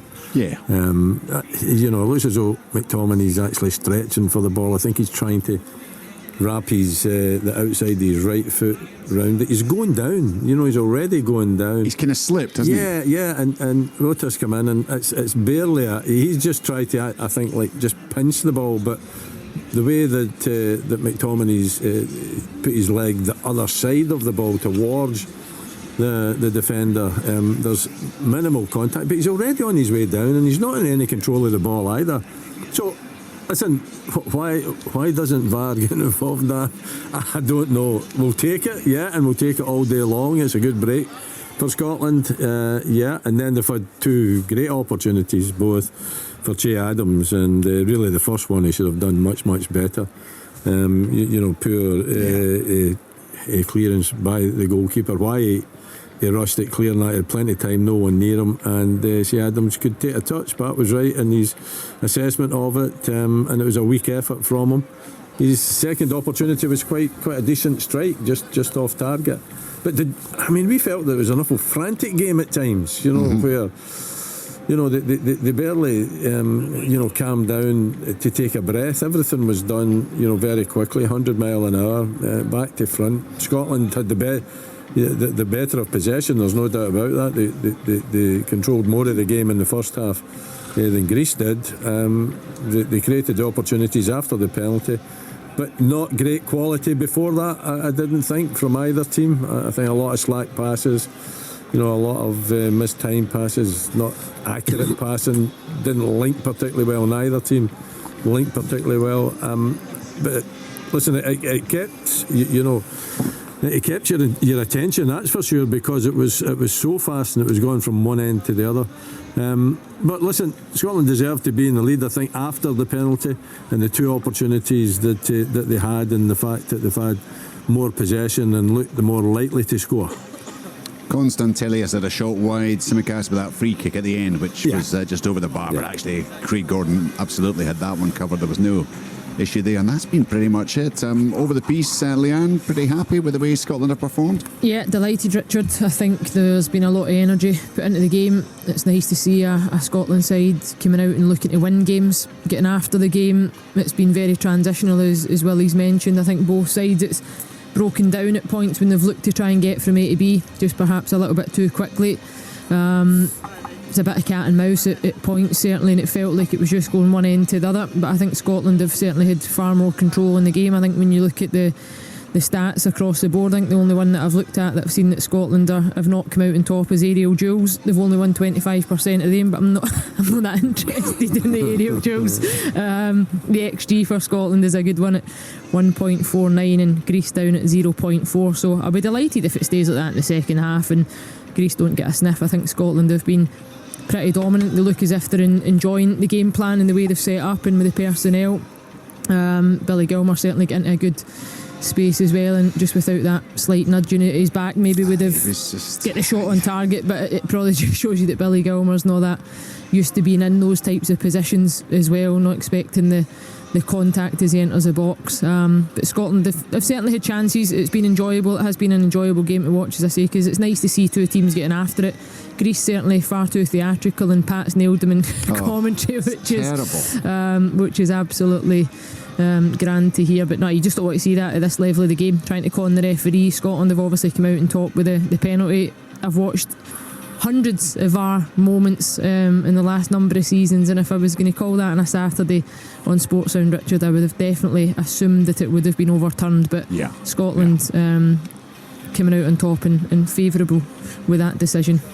Yeah, I must admit, I'm really surprised that VAR, having had a look at that, decided just to ratify the referee's decision. Perhaps the feeling was it wasn't a clear and obvious error, but it just did not look like a penalty, and we have certainly benefited from that. There were the Adams chances. I mean, the first one is just a lack of awareness, isn't it? He's got so much time to actually pick his spot, but he goes first time and hits it straight at the keeper, Tom. Billy Gilmour, he was under pressure. There was a wee nudge from behind, but you're expecting your player to have a bit more. I mean, I suppose it doesn't help that Billy's the smallest player on the team, so he's probably out-muscled there, but it was maybe just further evidence as to why he has never scored a club goal in his career. Has actually, surprisingly, perhaps got a couple for Scotland. He just needs to be quicker there. I just thought he was a little bit slow, and he's almost missed the ball. I mean, he's just kind of it's poor. I think it's poor from Gilmour. He needs to do a lot better. Yes, there's a little shove, but he still needs to get a shot. As you say though, Tom, it's because of the delay, and by the time he goes to pull his leg back to execute the shot, he's in one leg, and that's when the nudge comes, and then he goes down obviously far too easily. On the just to go back to the penalty, I've spent the last 6-7 weeks watching Scotland's rugby team coming out of the wrong end of some horrendous decisions in the Six Nations. So I'm just smirking to myself here. I say, Scotland, the rugby team were due a bit of luck. It turns out the football team have got it. And, take it. Swings and roundabouts. You know, my patience and my tolerance of these things is diminishing all the time, because I see so many bad decisions now, and I'm surprised that was given, but hey, you know, it was, so you move on. Over the piece, we talked a lot beforehand about whether he would bring Kieran Tierney in, whether he would change to a back three or back five. He's gone with a four. He's gone with the same four now for the last 5 international matches with Craig Gordon behind them. We've seen enough, I think, there, Tom, to suggest that there's a real understanding in that group of defenders. Yeah, I think Suter's been really, really good. He's having he's just playing terrifically well for his club. He's got a lot of authority tonight. Hanley, you got to take your hat off to Hanley. It doesn't matter what's happening in his club career. You know, it doesn't matter if he's, you know, playing bits of games here and there at a lower level. He steps up when he plays for Scotland, you know, and I think he's playing pretty well tonight again, against kind of all odds. I mean, he must know that, obviously he knows that Steve Clarke has a massive faith in him, and that instills huge amount of confidence in Hanley. That looks a steady partnership, and the really encouraging thing is that Scotland got other decent centre halves, like McKenna has been unlucky not to play tonight. There's a bit of backup there now. Yeah, I was actually putting in mind of Alan Hutton. I mean, I know he's been coming on and getting a few minutes here and there, but Alan Hutton didn't play club football for like about 3 years. Like pretty much, and yet was in there, and I mean, got his 50 caps, and actually did a really fine job. Look, Scotland are in a really strong position right now. Of course, second leg to come at Hampden, 5 o'clock kick-off on Sunday. We've got live second half commentary to come, and then at 10 o'clock it will be Off the Ball. It is Stuart and Tam who will be joined by Ray Bradshaw, and Tam is in the studio to look ahead to it, hoping for a nice, happy programme to reflect on the game, Tam. Absolutely, Richard. Of course, you never know what's going to happen, but as things stand, we'll be looking back at the game. We'll be asking, what does Greece mean to you? That could be a fry-up. It could be John Travolta and Olivia Newton-John, just anything. What does Greece mean to you? And we're also, I hope you all noticed, I didn't hear you talking about it, guys, about the laser pen. Oh, yes. It was in Montgomery's face. Yeah. So we're also asking, maybe it's quite topical in the week of the water bottles, what is the most annoying thing that anybody has ever taken into a football match? Right, was it a laser pen? Was it a vuvuzela? South Africa World Cup? Was it a rattle in Wally Muller's days? It could be anything at all. What is the most annoying thing that has ever been taken into a football match? I just suddenly had a flashback. There was a Serie A game where somebody brought a Lambretta in, wasn't it? And they threw it. Richard, that was a Scotland-Italy game. We were out there, and the Italy ultras they kind of fall out with each other. There's like different factions, and they dropped a moped for the top tier onto the bottom tier to their own fans that they don't like. Wasn't it like a pig's head was thrown at Luis Figo, wasn't it? That's right. Yeah. Luckily, it was intervened by David Cameron, who grabbed it and took it home. But yeah, so we'll get stacks of stuff. I'm looking for a gig with Martin Geisler in the political shows, Tom. But yeah, so the game itself, what does Greece mean to you? And what is the most annoying thing that anybody has ever carried into a football match?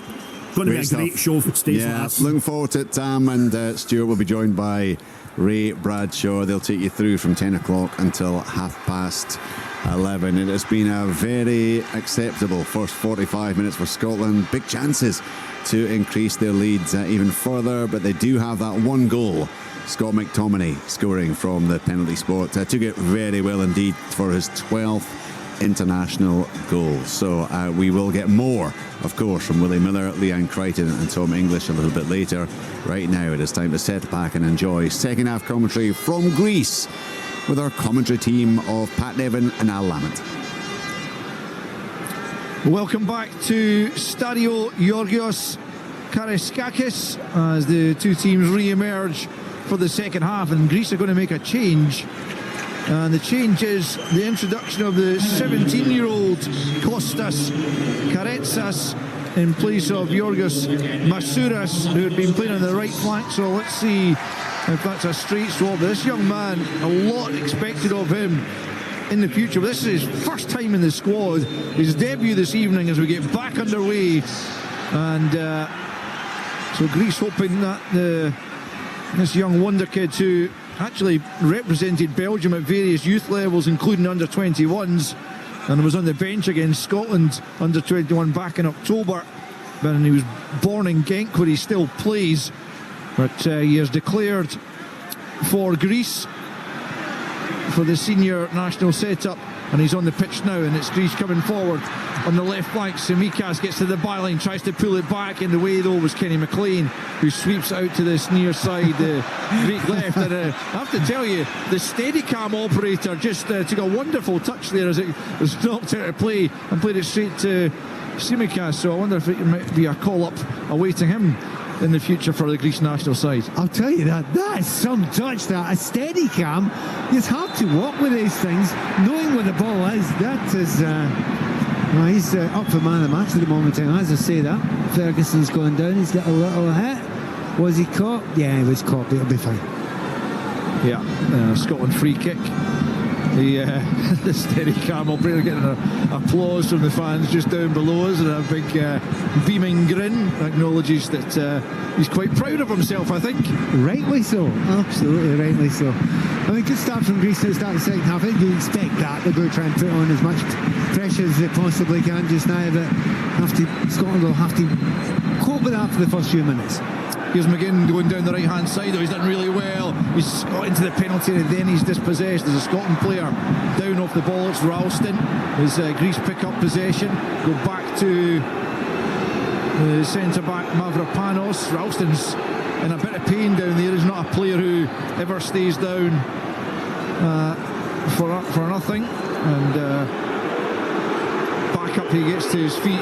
He's booed by the home fans rather unsportingly. Well, understandably, because when their players get down Scotland, I haven't been putting it out. No, that's absolutely fair enough. Unless it's a head knock, then I'm all for that playing on. Yep, me too. And Greece have possession. A couple of minutes into the second period, the Scots leading by a goal to nil, scored by McTominay as the substitute tries to make an impact, but he's skewed his first cross right out of play, not the start he wanted to make to his international career. The young man, 17, Pat, looking at the monitor, he looks about 13. Yeah, it does. Actually, very noticeably. Yeah, that's not a good cross there, but they've given the ball to him immediately. They want him on the ball. They want to see what he can do, because he is a wonder kid. And even though that was a really, really bad cross there into the crowd, this whole place almost stood and applauded him to a man and a woman. Yeah, he only made his Genk debut at the end of last season, came through the youth system there, but he's made 30 appearances for the Belgian side this season. Here he is in possession, just clips it forward to Ioannidis, but he's lost out, and McGinn picks up on the right-hand side for Scotland. The Scots lead by a goal to nil as Ralston, who looks to have recovered from the knock he took in the challenge with Tsimikas. And then Suter out to the left is dummied by Hanley and picked up by Robertson into the feet of Gilmour. Midway inside his own half, it's a poor pass from Gilmour, and that invites Greece forward. Chance here to try and create something. Across comes Ralston on the cover and sweeps out a play away over on the far side. But yeah, I think it's fair to say, Pat, Billy Gilmour's not having his best game in a Scotland jersey. Yep, you're absolutely right. You have to own up to it immediately. Giving the ball away 3 or 4 times when he would normally never do so. Didn't do so well when he had that opportunity as well. I'll tell you one thing about Billy Gilmour. He won't hide though. He'll be looking for that ball every single time. He'll trust himself, believe in himself, and want to get on the ball, trying again. Here come Greece forward from the left-hand side. Koulirakis for Tsimikas, who's taken up a good advanced position, cuts back onto the right foot, sends the ball into the box. Hanley gets his head to, comes to the substitute Costeras, and that's diverted behind by John Suter as the young man urges the home fans to get to their feet, and you can hear them responding. But it remains Greece still. Scotland on Greece corner. Yeah, that all came from Billy Gilmour giving the ball away. What Scotland need to do there is try and hold on to the ball, kill it a little bit, slow things down a bit, calm this crowd down a bit, and the opposite happens when you give the ball away in those situations. Tsimikas has gone out to that right-hand side to swing this corner in from the right flank.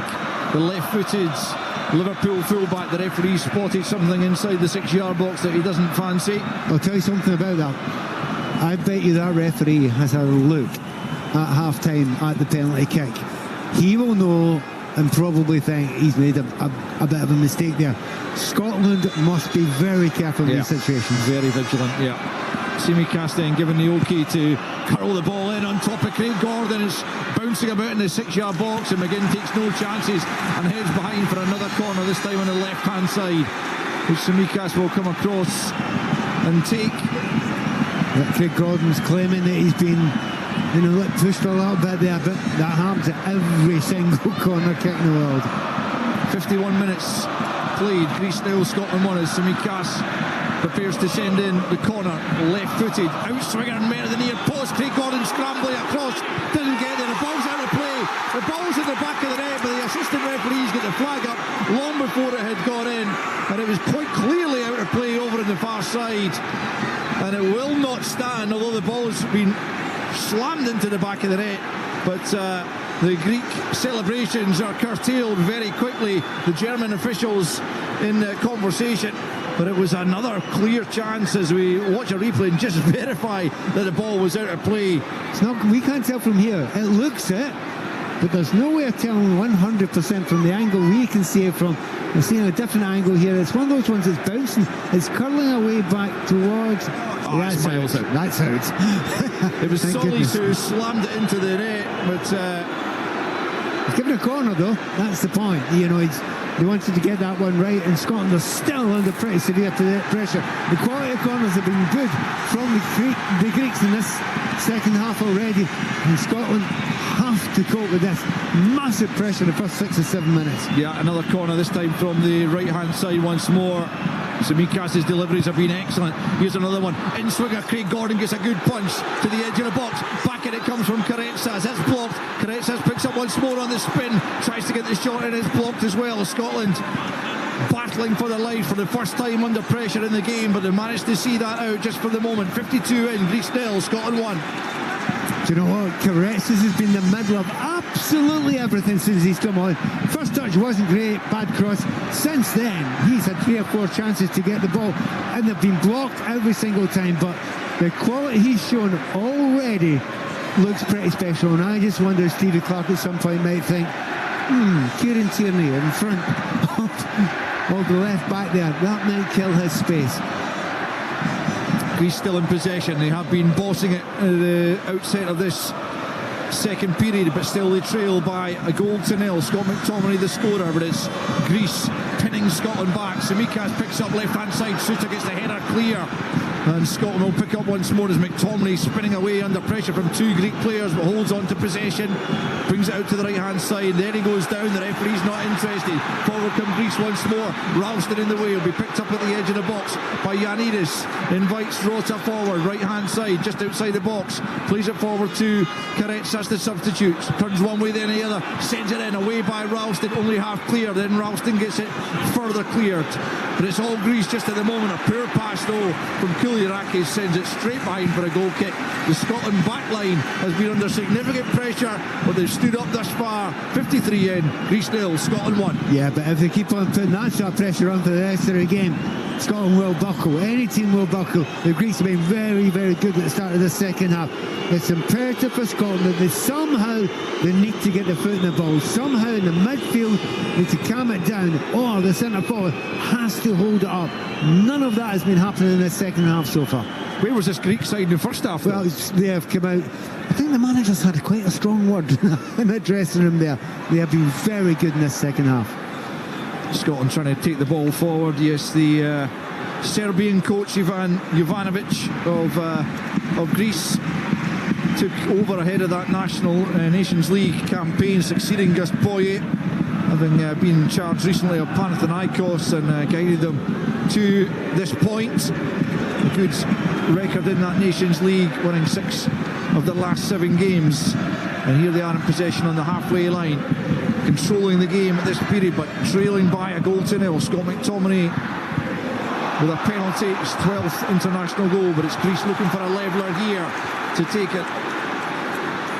A positive result back to Hampden on Sunday. Greece at the edge of the penalty area, trying to find a killer pass. It's blocked away again by the Scotland defence, but Greece pick up once more, and it's Solis who had the ball in the back of the net, but it was chopped off. Tsimikas gets to the byline. Cross for Karetsas. Right hand side of the box, tries to curl one, and by his reaction that wasn't far off, but it does remain 3-0, Scotland 1. Try and remember where you were if you first just heard that name, Karetsas.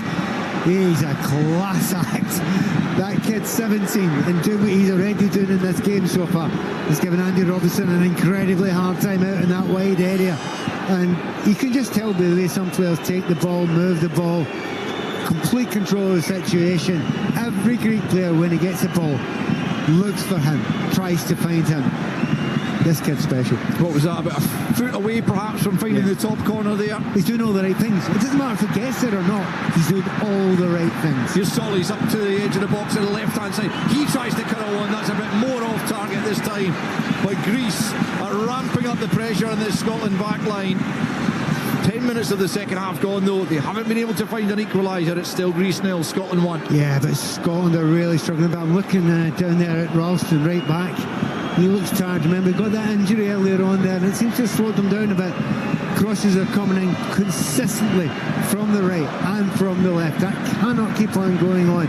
Scotland at this point in time cannot string two passes together. They are utter total pressure they are under just now. Tony Ralston hasn't played in the last 7 games for Celtic, so it's understandable the match fitness has dropped off a little bit. But here's Shea Adams at the edge of the box, battling away but losing out, and Greece emerge with possession and come forward, and it's Solis laying it back to Tsimikas, who's had far more of a say in this second period with his corner kick deliveries, particularly dangerous. Forward they come, the Greeks. Right hand side, it's young Karetsas picking up the left-footed player playing on the right flank, cutting in up to the edge of the penalty area. They come looking for an equalising goal. It's Siopis playing into his captain Mantalos. Greece still in possession, edging ever closer to that Scots goal. Right hand side is Rota. Back it goes to Siolis once more, spins on the ball and then gets it further out to the right hand side for Rota once more.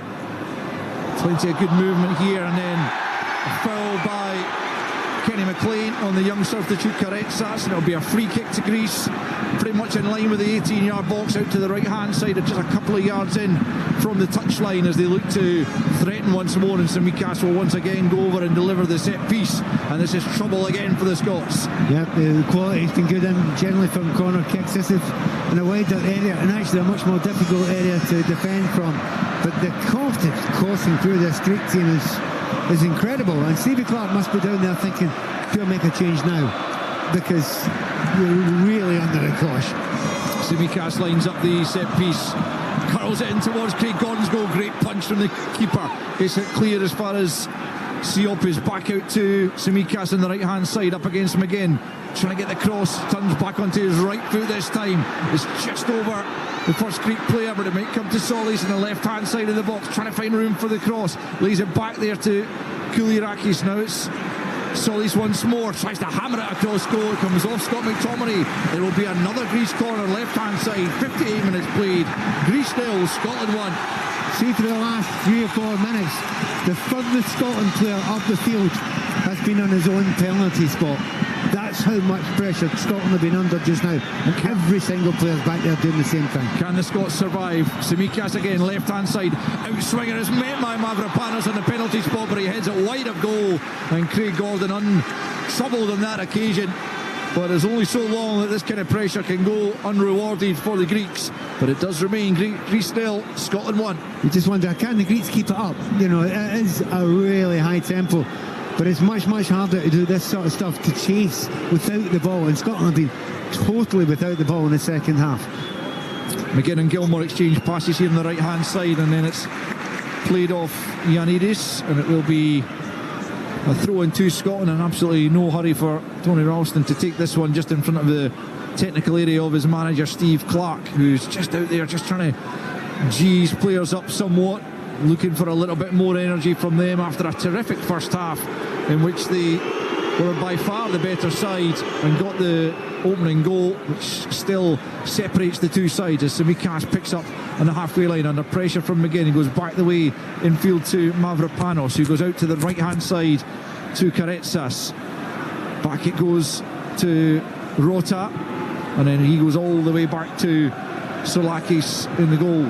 Played out to Kouliarakis, midway inside the Greek half, up towards the halfway line comes the Wolfsburg defender. Back in field to Mavropanos inside the centre circle, looking for a way forward. Plays it short to Mantalos, the Greek captain. He wants options ahead of him. It's played into the feet of Yanidis, but he couldn't hold it up. Scotland have it back. It's McTominay finding him again. Can they now counter on the Greeks and deliver a real body blow after a terrific start to the second half from the home side, but no goal to show for it? And so after an hour, Scotland still lead by a goal to nil. It's McLean just outside his own penalty area. Well, technically what Scotland were brilliant at in the first half was winning the ball fairly high up the field, and that really worried the Greeks on. They were able to control themselves into the game. They haven't done that in the second half until 30 seconds ago. They managed to win the ball in a good area, and since then, look, Scotland are holding the ball better, a little bit calmer. It's whether they can keep on doing that, but it's hard to keep on winning the ball high up the field because everybody has to work in that press. Hanley fires it forward into the feet of McGinn, and the edge of the centre circle does well to use his strength to lay it back for McLean, and now it's McTominay on the halfway line. Lays it back to Hanley, and now it's McLean once more. Back into McTominay, still on the halfway line. As Greece for the first time have to get organised in their own shape as Scotland enjoy really the first spell of possession in the opening 16 minutes of this second period, but still the Scots lead by a goal to nil. Scott McTominay, the goal scorer from the spot. A dubious penalty awarded, but Scotland absolutely take it. It's a loose pass there from Gilmour again, but there's Suter to get it before Yanidis knocks it back to Craig Gordon. Now Hanley, and out to McLean, who clips it forward but out of play before McTominay can bring it under control, and Greece will have the throw in over on the far side, midway inside the Scotland half. Greece 0, Scotland 1 after 62 minutes of this Nations League League A playoff first leg out in Athens, with the second leg to come at Hampden on Sunday. You listen to Sports Sound on BBC Radio Scotland and BBC Radio 5 Live as Tsimikas plays a loose ball forward looking for Solis, and then that allows McGinn to step in and get it back to Craig Gordon, who sweeps it down the right hand side, well held up by Adams, and a lovely little flick for Gilmour, who's taken down, but Scotland have possession and they're on a good counter. It's McTominay leading it. Outside of him goes Robertson up to the edge of the penalty area. It is Robertson getting a ricochet off the substitute Karetsas, and it wouldn't quite fall for the fullback, and it's back in the possession of Soulakis, who immediately gets Greece moving forward once more. Yanidis won't catch that pass though, and out comes Craig Gordon to the edge of his box to catch that one. Greece 0, Scotland 1, 18 minutes of the second half played. And the game's lengthened again, and I don't know if Scotland want that, because when the Greeks, what they are doing, they're changing the pace a little bit. They've got real speed up front. Even Kretsas, who they've brought on, is a very pacey player as well, as a very talented player as well. But that's kind of the Scotland way. They want to get a little bit of that pressure off now and again. Scotland will make some changes in the next few minutes. They've done an hour. They've under a little bit of pressure. They've now had 2 or 3 minutes where it's been less, but it's going to come back again. Suter clips it forward, but out of play. Greece throwing, and referee showing a yellow card there for the challenge. Actually, he's going all the way back to that challenge by Siopis on Billy Gilmour. That was a good couple of minutes ago as Scotland tried to counter, and he will be out of the second leg. Siopis was one of the Greek players on a yellow card, and he will miss the game at Hampden because that is a second, and that's confirmed on the monitor to our right. Misses the next match for the challenge we're seeing a replay of, and it was a very crude challenge by the Greek midfielder, Pat. Yeah, he goes to ground, he's got both of his studs up, he doesn't go through it really hard, Billy Gilmour, but it's reckless, and the referee's probably right to go for a yellow card there. But that's the Ops' game, that's kind of like that. He was the player in the first minute who went right through Billy Gilmour, so he's got to accept that's going to happen to him sometimes. Former Cardiff man, now with Panathinaikos. And here is Gilmour moving forward, trying to get away from Siopis, who can't foul him. Leaves it back to John McGinn, who's going to go for a goal, and that's not too far away from McGinn. I wonder if he could have taken it a little bit further in towards goal, but he unleashed a powerful effort, just a yard or so over the crossbar. Yeah. Still Scotland 1. Yeah, lovely play by Billy Gilmour. He manages to drive players out the way there. And you're right, maybe another little step in from John McGinn there. He hits it from distance, and you just want to get it on target. Asked the goalkeeper a question, didn't manage to do so. But that'll worry the Greeks a little bit, that Scotland can do that, because if they lose another goal, go 2-0 down, it is a mountain for them to climb, bigger than the Parthenon we went on today. It was quite the hike. Here's Karetsas, right hand side for Greece as they look for a leveller. Can't get it past Grant Hanley though, who has turned in a very impressive performance despite the fact that he's barely played this season at club level. And here come Greece once more, right hand side up towards the edge of the penalty area. Back to Siopis, and then all the way back to Mavropanos, who plays it square for Kouliarakis. Now it's Solis, midway inside the Scotland half, up against Ralston, plays it infield to the captain Mantalos of Athens, out to the right hand side to Rota, and now Karetsas once more getting on the ball and facing up Andy Robertson. Back comes Ferguson to try and help, still Karetsas to the byline. Ferguson gets a touch there, but he plays it off Karetsas, and the assistant referee signals for a goal kick to Scotland. 20 minutes gone in this second period, and it remains Greece 0, Scotland 1. Yeah, but the storm has abated somewhat on Scotland these last 4 or 5 minutes, and well done Ferguson there.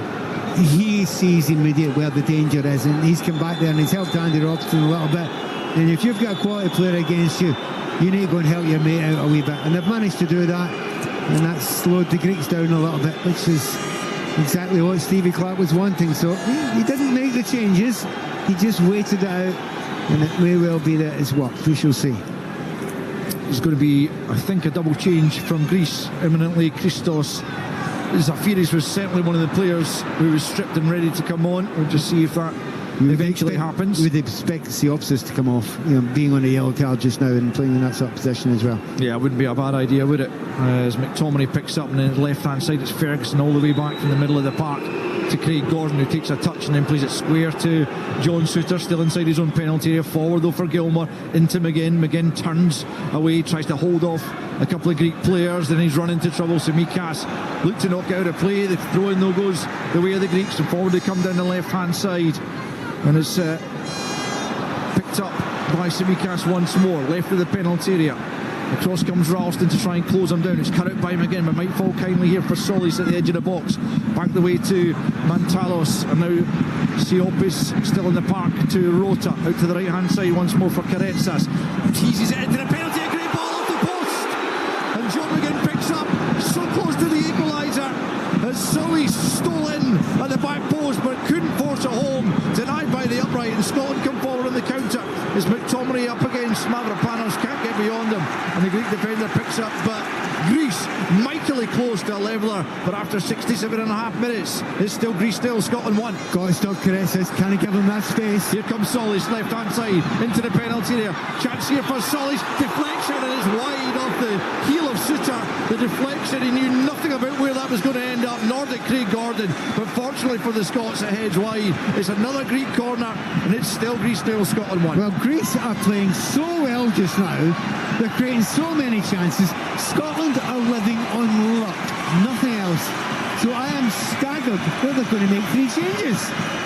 Absolutely on top of this game.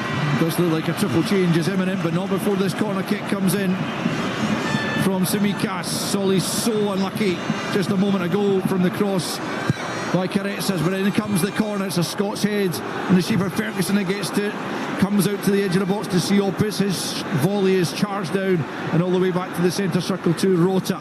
Could be the last act here of Siopis as he picks up possession midway inside the Scots half. Greece knocking on the door here, yet to be let in by the Scots as Karetsas comes out to the left hand side, picks the pass, looking for Solis as he found him just a moment ago. He couldn't on that occasion, but it was a wonderful teasing delivery from the right hand side a moment ago by Karetsas, and Solis off the post and into the back of the net. It was actually undefendable. You could not defend that at all, and Scotland just got lucky, nothing more than that.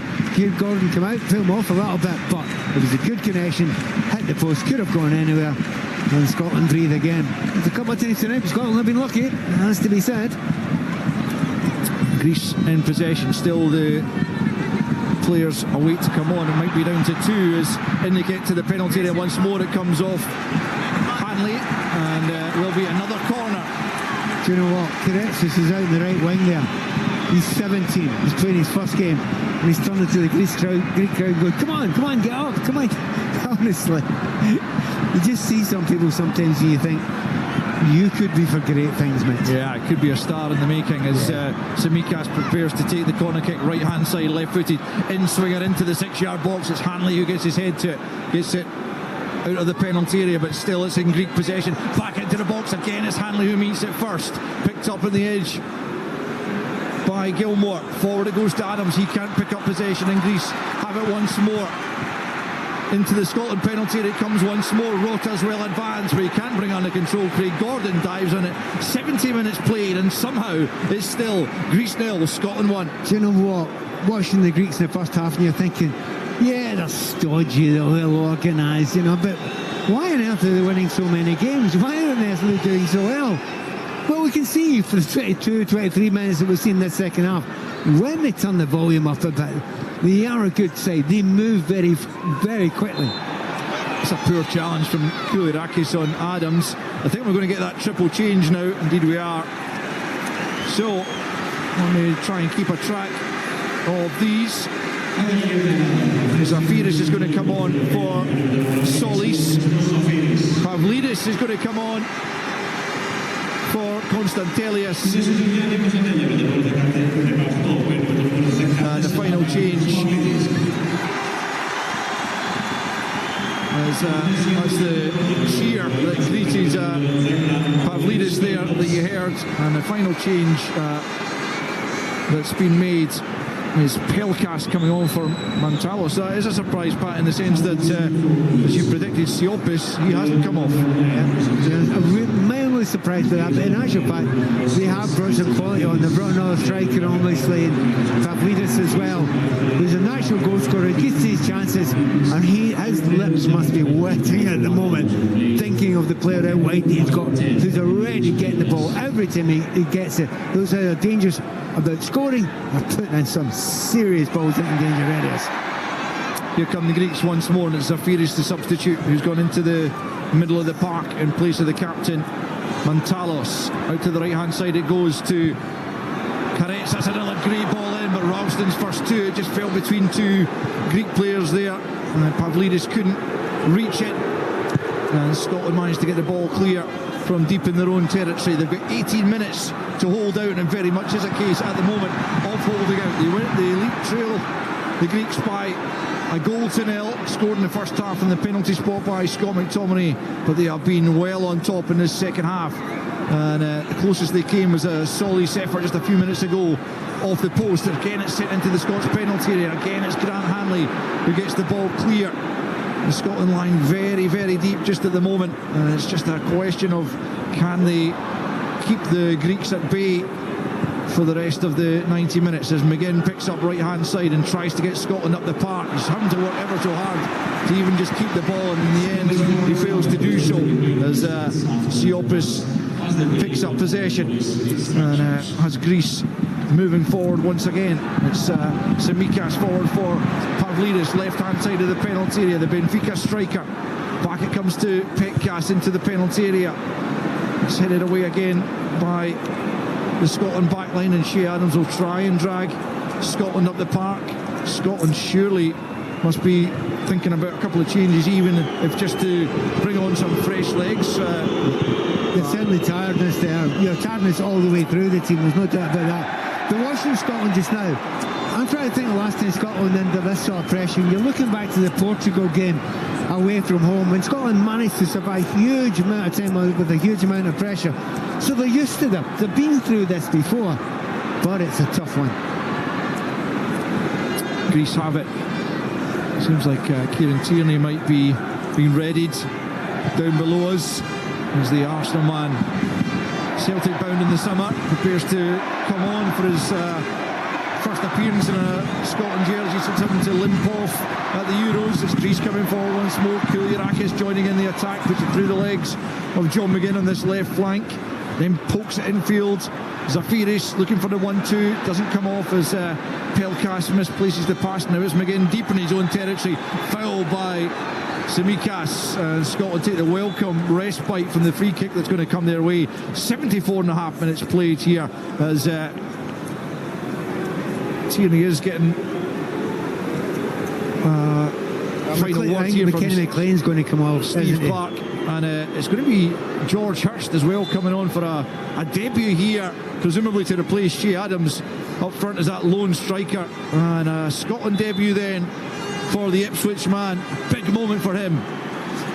Yeah, a huge moment for him, and I think Shea Adams looks a bit miffed, but in actual fact he's put in a solid today. What a performance he's put in. It's been hard for him, but I understand the other one. Tierney coming in a kind of left midfieldy role to stand in front of obviously Robertson, and he's going to try and stop this brilliant young player that's come on, Karatsas, but also drive the other direction, see if he can ask some questions of the Greeks and push them the other way.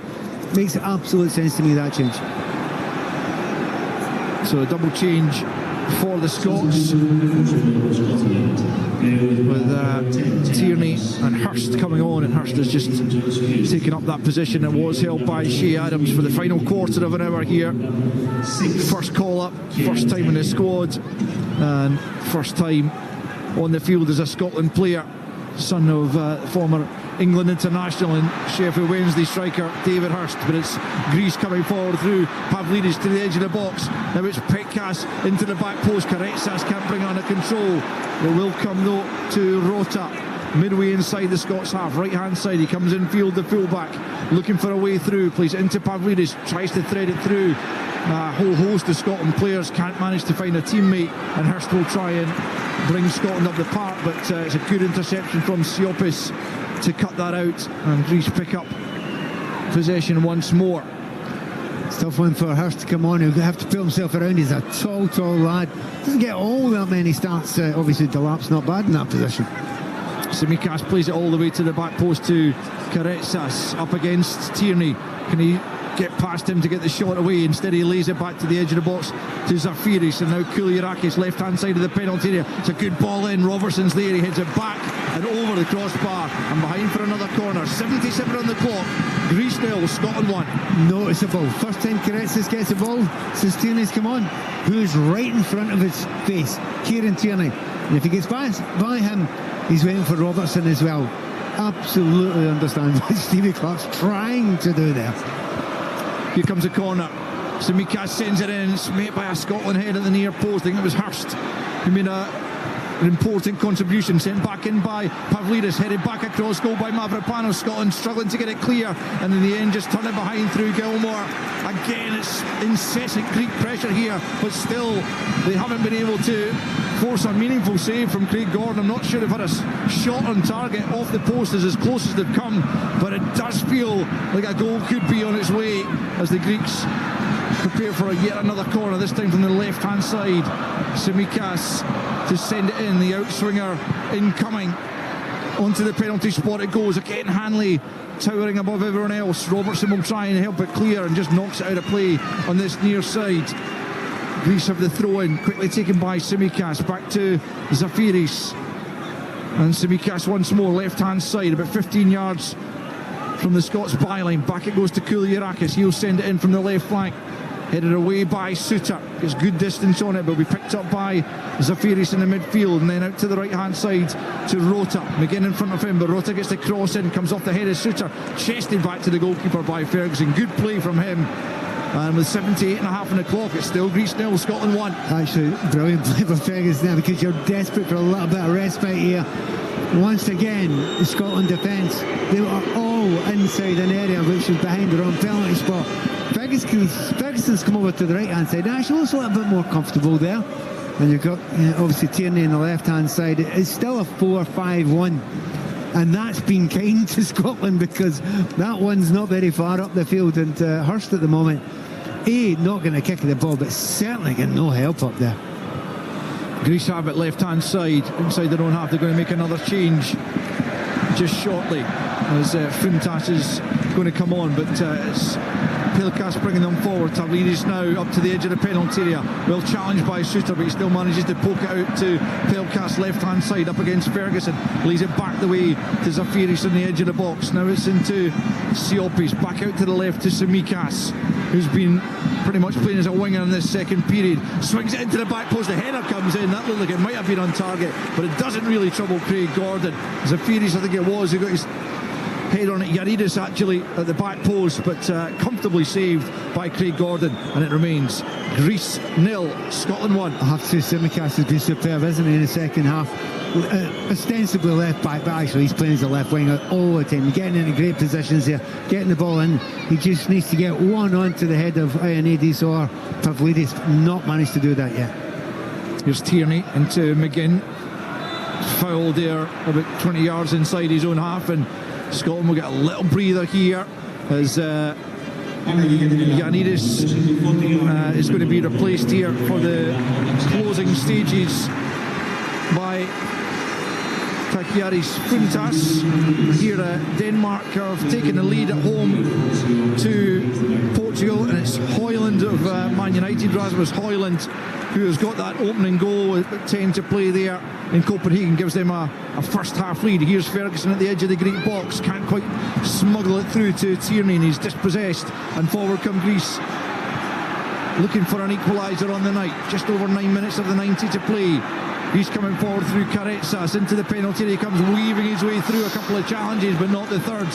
Can't get beyond Tierney, but Robertson's lost it at the edge of the box, and Greece pick up once more on the angle of the box right hand side, looking for what you would have to admit would be a deserved equaliser in this second half.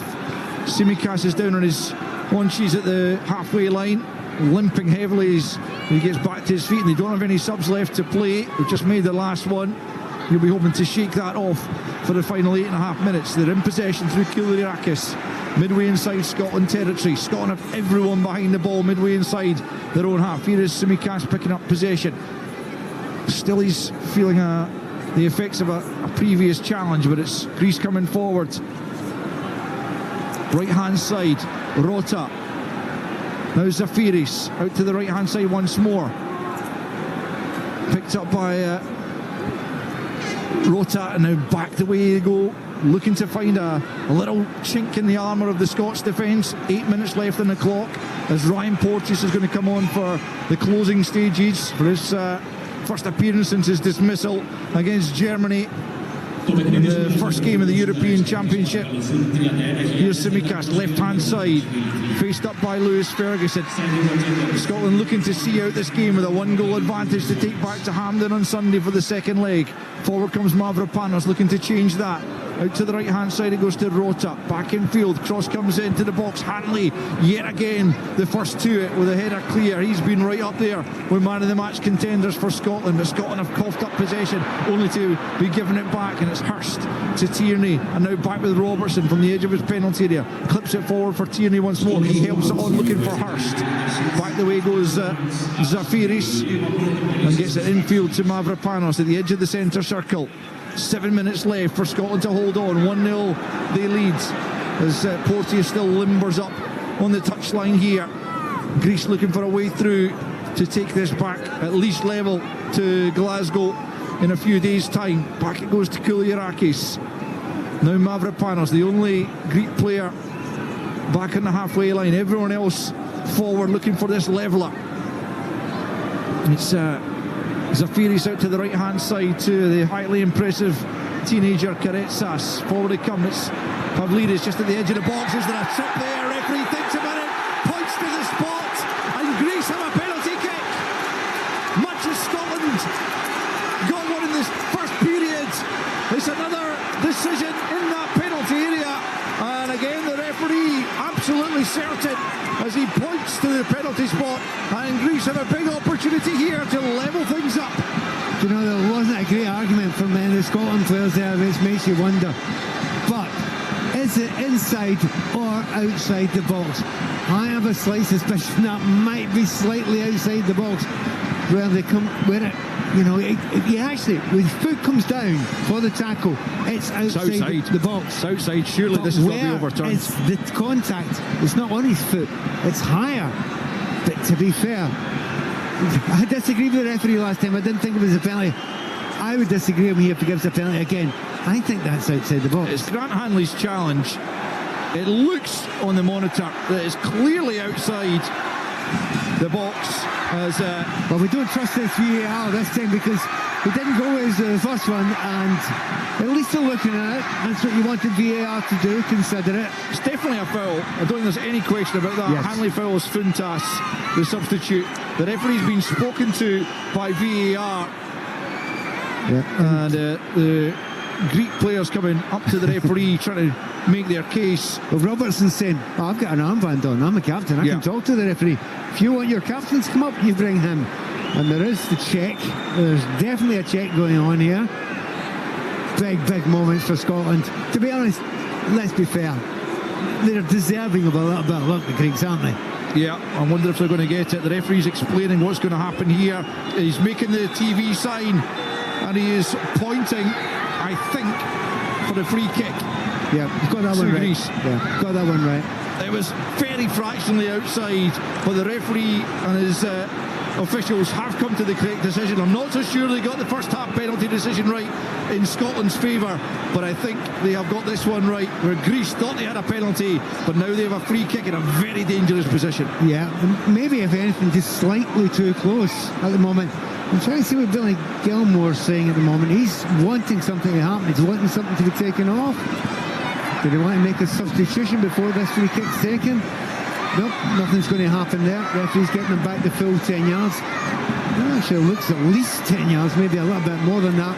And I'm just wondering, Karetsas, 17, just come on. Does he fancy it? I bet he does. It's whether he'll be allowed to take it as a young player. I think Tsimikas has got to pull rank.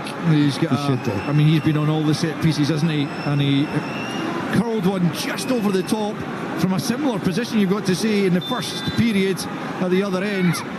And Karetsas isn't part of the equation there. It's Pelkas and Tsimikas who are over it, but it does favour the left foot. You would have to think just right of centre, about 19 yards from goal. Craig Gordon crouched on his line, trying to keep the scoreline at Greece 0, Scotland 1, with just 3 and a bit minutes to play. Actually, it's Pelkas right into the wall. The Scotland wall held firm, and it's ricocheted right out of play over on the far side. The job done well by the wall there, and it remains Greece 0, Scotland 1. Yeah, it's classically one of those ones. It was too close. It was only 18.1 yards out.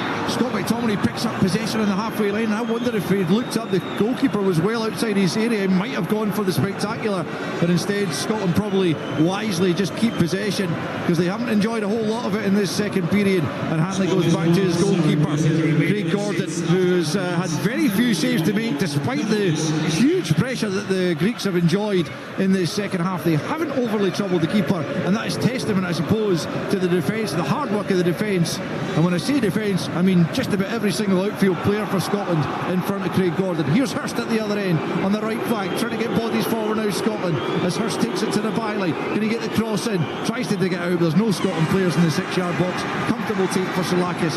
2 minutes to play plus stoppage time. Greece 0, Scotland 1. Yeah, but Scotland are breaking up there. You take that to the corner, you kill the game. We've not done that, and Greece are on the attack. Zafiris picks up in the middle of the park, tracked by Ferguson, out to the right hand side. Karetsas has it into the penalty area, comes, takes a deflection, and then Pavlidis heads over the top. It's a difficult one for him to do anything with. Tries to glance the header, but it doesn't work.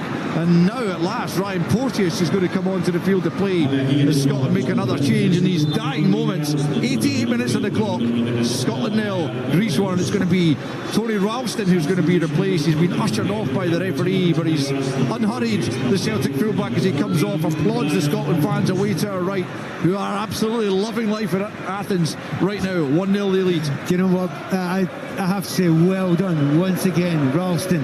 Look, he's not got many games for Celtic. He's been asked to do 88 and a half minutes there. I think he's been playing injured from about the 46th minute there. But because Scotland haven't got any natural right fullbacks, they had to keep him on there. And he's done a sterling job. Porteous now has to go and do that position. Let's just hope he doesn't dive in like he did last time. Scotland have it with McGinn, but he's nudged off the ball, and forward will come Greece. It's Funtas who dispossessed him. They're getting plenty bodies forward as he searches for a leveller. Karetsas up to the edge of the box. He goes for goals. A poor effort though this time from the 17-year-old. Well, he's more experienced teammates applauding his idea, but it wasn't well executed at all. We're into the final minute of the 90. The fourth official readying the board that will show us exactly how much more time will be added on. But currently it's 3-0, Scotland 1. You know what, and you know, if you're under this much pressure and you're a Scotland fan watching this, these minutes should be dragging. Actually, they haven't dragged because the game is going on at such a pace. I've been very, very impressed by the Greeks in the second half, less so in the first half. But they stopped the diving about, rolling about, trying to fake everything. They just went out and gone and played a game of football, and they are a far better side for it. It's Tierney on the right wing just now. I thought he was offside, but play being allowed to continue as he pokes it into Hurst, who is taking the ball to the corner flag this time. 5 minutes added on at the end of this one, and we are into that right now as Greece win possession back deep in their own territory, but now they've been dispossessed. We've got it back once more as Porteous goes through the Greek player there. It's very dodgy, completely unnecessary, but very Ryan Porteous-like challenge, and he just needs to cut that kind of thing out of his game, Pat. It's the follow-through there is, as you say, unnecessary is the word. It's one of those ones, some referees would look very, very dimly on that, and from a different angle he would have given a free kick even though he got the ball, because it was a reckless follow-through. Some VARs would have looked very dimly on it. He's lucky it hasn't been looked at in any great detail, I don't think, but it was just he won the ball initially, but just followed through and made connection with the Greek player's shin as Greece do pick up possession. We played a minute of the 5 added on. Greece 0, Scotland 1 in this Nations League first leg, League A playoff. Scotland hoping to take a 1-goal advantage back to Hampden. It'll be hard earned if they can manage it. Out it goes to Karetsa's right hand side, looking to curl it in on that gorgeous left foot of his. He does manage to do so, comes off the head of Gilmore. Then it's Ferguson getting it out of the penalty area, but Greece pick up once more.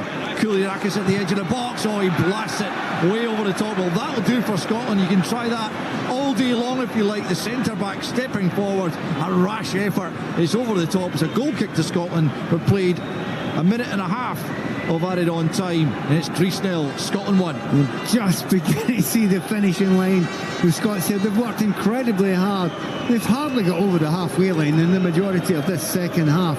The Greeks have been playing well, but as you say, it's the defenders have worked hard, but remember the organisation that this Scottish team have got with the coaching staff that Stevie Clarke and himself and the others have put in there has done a great job. Hanley again winning a challenge in the middle of the park. Tierney forced to hurry and loses possession. It's picked up in the middle of the park again by the Greeks. Pelkas finds Rota right back, still on the halfway line. Scotland are halfway through the 5 minutes added on as they look to see out this 1-goal lead they have. The second leg at Hampden on Sunday, but regardless of the scoreline, I think that they take back, it will not be over as Greece come forward looking for a leveller, but they can't link up at the edge of the box. The ball is behind Tavlidis, and eventually Craig Gordon diving on it after a delay before any Greek players close them down. Pavlidis frustrated by the Scotland keeper. Scotland are going to make one final change, I think, in stoppage time as Craig Gordon is urged to get on with it. Max Johnston's going to come on for his Scotland debut as Porteous picks up just inside his own half. Just plays it forward for Ferguson. Hurst will go and chase that, but forlornly as it's all the way back to Solakis in the Greek goal. They've got less than 2 minutes to find an equaliser here. It's picked up by Mavropanos inside his own half. Plays it forward for Funtas, who thought he'd won his side a penalty just a few minutes ago, but unfortunately for him, VAR checked and it was marginally outside the area, and so it was a free kick which came to nothing. And off will come Billy Gilmore for the closing minute and a little bit, to be replaced by Sturm Graz player Max Johnston, and a big moment for him as he helps to try and see this 1-goal advantage out for the Scots. As we've said already, perhaps not Billy Gilmore's finest night in a Scotland jersey, but the effort he and his teammates have put in has been unquestionable, Pat. Yeah, sometimes when you're not having the best of games, you just keep it simple, you do the right things, you work your socks off and just get through the game. And I have to say, Billy Gilmore in the second half, he's got nowhere near controlling this game the way he likes to control the game. But effort-wise, absolutely 10 out of 10.